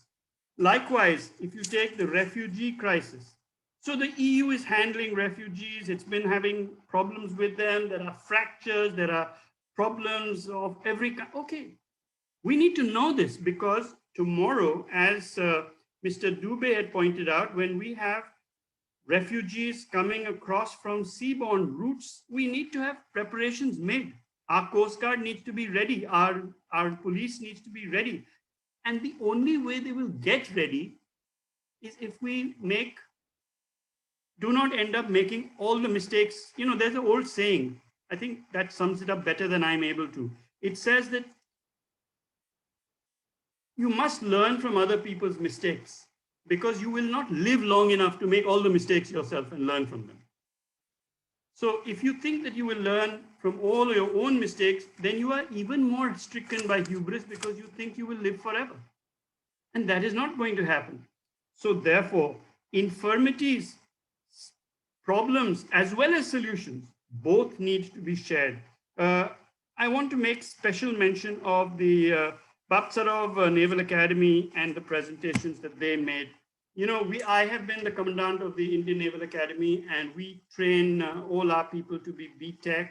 And I think that if there was some way, I wish there was some way that I could have made sure that the present commandant, the present principal, and the present deputy commandant of the Indian Naval Academy were present here, were privy to this. But we didn't know that we were going to get a knock your socks off set of presentations from Baptsarov Naval Academy. I mean, you know, if I tell the Indian Naval Academy that there is a Naval Academy in Varna and it's the Bulgarian Naval Academy, they will say, yeah, so there's probably one on Mars as well. And yet, there's so much to be learned. I was really fascinated by the potential that is offered by the BFIS SAR, that's this bistatic forward scattering inverse synthetic aperture radar. And I thought that mathematical model needs to first of all be extrapolated. I'm not able to attend all these fancy seminars which Professor Lazarov said he only speaks at. I want Professor Lazarov to speak also to the Indian Naval Academy and tell them that you're doing BTech. Here's something that we can do together. Can you imagine the potential of very many young minds working together across boundaries? And then we will have coastal security solutions that overlap those which we already have. I know that Israel has some. I know that India has many. Captain Himadri Das is an architect of many of them and a student of many others. But yet, who are we to say that our imagination is limited by what we already knew? Is that not one more level of hubris? So what is my takeaway from this whole conference? Number one, it is extremely risky to assume multiple levels of hubris. It is extremely dangerous. The term intellectual elites itself smacks of hubris. Whereas, if we can get multiple boys lined up and they form an old-fashioned operational research mechanism called the barrier patrol, where naval forces lay a barrier across which an object cannot pass undetected. And if we can do that with boys and with modern technologies of forward-looking synthetic aperture radar, why would we turn our nose up at it? Why isn't it possible for this to be done it's already been done according to Professor Lazarov in theoretical terms. He's brought it up to virtual term. Why can't we do an experiment? Why can't we do a narrow experiment? Maybe we don't have resources to plug for the whole jing-bang lot of the coastline, but maybe we can progress. I just wanted to say that both the presentations I heard from the Naval Academy, from the Bulgarian Naval Academy were really, really impressive. Then there are other issues. There's guidance to shipping. Bulgaria has 83 total ships, total, in its merchant navy, merchant marine. Of these 83 ships, 5 are bulk carriers, 8 are oil tankers, 16 are general cargo ships, and 54 are assorted types. So I just picked this up now. It's not that I know or have studied Bulgarian mercantile marine. But what I want to say is that we talked about AI, we talked about machine learning, we've talked about big data analytics, if not specifically, at least in past, as an text. What are you doing about how are you going to protect your merchant trade? If your trade is all going on other flag ships, then we're no longer able to link flag shipping and trade. But as a navy, whether us or you or the Israeli Navy, which is in even worse state than we are, for once, if none of them have any idea about how to protect trade, and they only have an idea how to protect flag shipping, then we are living in a century that has gone by. So yet we have the tools. We have AI, we have big data analytics, we have machine learning algorithms, but there isn't anybody who's thinking this through as to how we might be able to track trade. Just as I said, if you can imagine that India has more than 4,000 fishing vessels at sea in small limited areas, such as the bay separating India and Sri Lanka, just imagine that we are expending so much effort to try and make these fishermen the eyes and ears of the nation at sea. What if every 80th, 100th, 200th boat was to be having a simple UAV, simple rotorcopter, of which it's a commercial off-the-shelf business. It's a toy. But with that, how should we integrate all this? That is a function of high-end AI. These are really exciting thoughts, and they are not limited and they are not governed by geography. So it's not that Bulgaria and India must talk. It's everybody must talk to everybody. And if we are now talking to Bulgaria, wonderful. And I have little or no patience with people who tell me that, why don't you first talk to your immediate neighbor? Because as far as I'm concerned, being a mariner, Bulgaria is our immediate neighbor. Every country that is connected by the sea is a neighbor of every other country connected by sea. If we don't believe this, then we deserve to remain in these narrow confines, continuously being defeated by the speed of advance of more agile, albeit criminal minds. We deserve it. So I wanted to say all these things and many more, but we haven't got the time, and time management is something that although Ivanka and Satyam have tried their very best to ensure, we have a planning issue, and we must work this. So we cannot have these once in a year dialogues, because in that once in a year dialogue, all that we can do is identify areas. It requires intermediate engagements to develop those areas. Otherwise, 1 year from now, we will meet again and say, that was a nice set of ideas. So we had 1 to 10 in the first dialogue, 11 to 20 in the second dialogue, and now we'll go from 21 to 30 in the third dialogue. And this is as dumb as you can get. Therefore, we need new solutions. We need, maybe as we have already discussed, we need to find areas in which we have one subject and we worry it to death, and then we identify some people and we work some studies, and we have some end points that we know and have identified that we will reach. Okay, I'm done. I just wanted to end once again by saying how thoroughly impressed I was with the quality of the presentations, both by the IIMSR research scholars, as well as by the research scholars of the NMF. I think both organizations have done themselves proud. I am personally deeply grateful. I also wanted to echo Dr. Pinko's comment about the fact that we were graced in these 2 days by so many admirals, and not counting me, but Admiral Lamba in particular, and also the Israeli chief, the Indian chief. So let me end by once again saying thank you to all of you, and by requesting Admiral Lamba, if you would please bring our engagement, this particular engagement, to a fitting finale by some thoughts of your own. Thank you very much. Thank you. Good evening, ladies and gentlemen. The last 2 afternoons have been a fascinating set of presentations, and I'd like to thank all the presenters on the quality of their presentations. We discussed a number of burning issues, both on the side of maritime, piracy, AI. I'm not going to try and surmise what has been said over the past 2 days. The world is going through interesting times. There is a geostrategic, geoeconomic flux.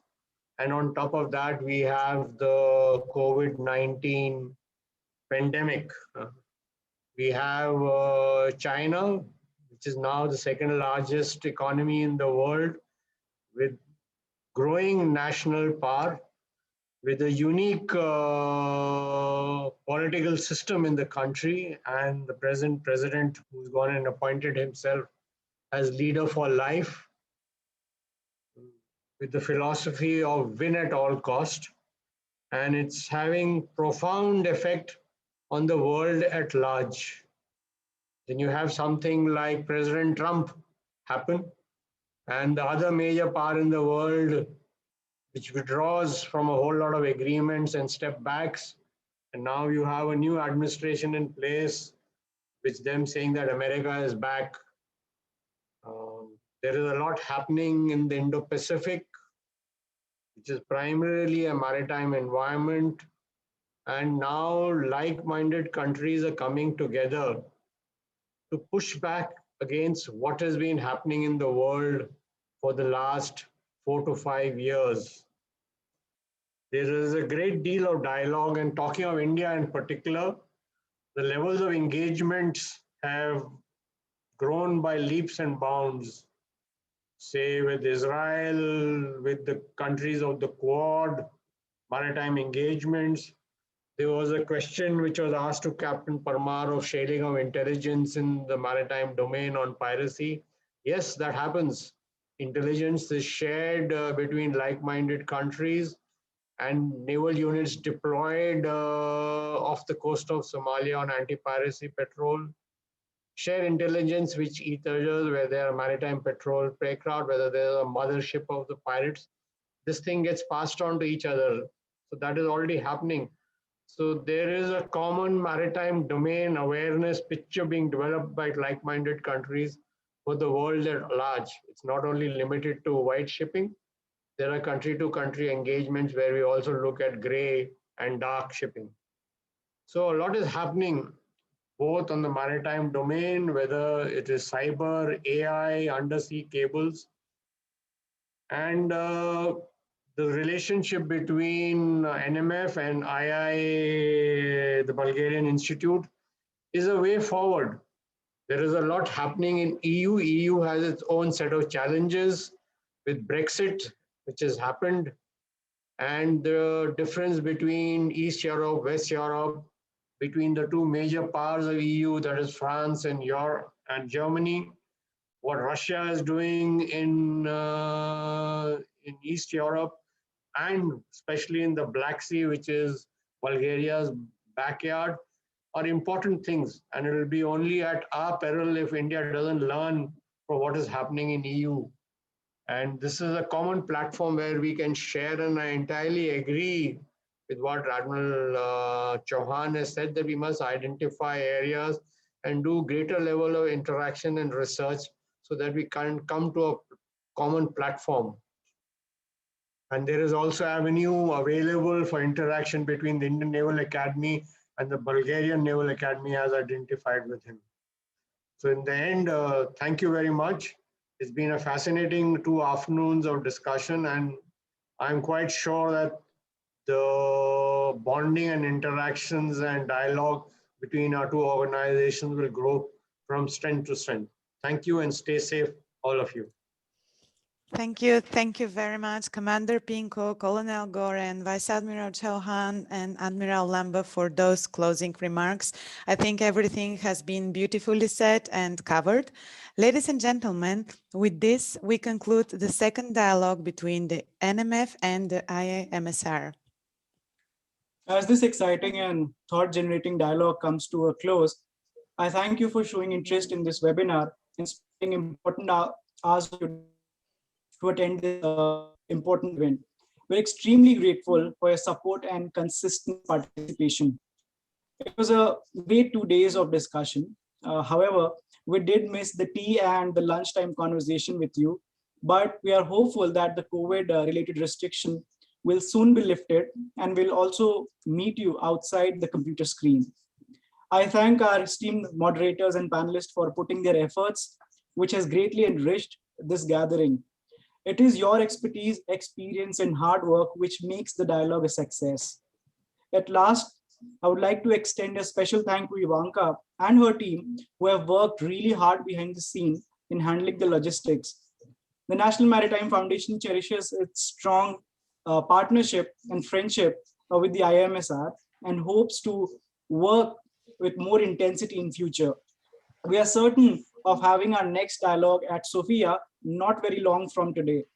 Ladies and gentlemen, please do visit and subscribe the website, Facebook, LinkedIn, and Twitter pages of the National Maritime Foundation and the IIMSR to receive regular updates and notification on such exciting events. With this, we draw this dialogue to a close. Have a great afternoon in Bulgaria and a great evening in India. We hope to see you soon for our next event. Thank you and goodbye. Thank you very much. Thank you. Thank you very much. Thank you, everybody. Thank you so much. Thank you. Bye-bye.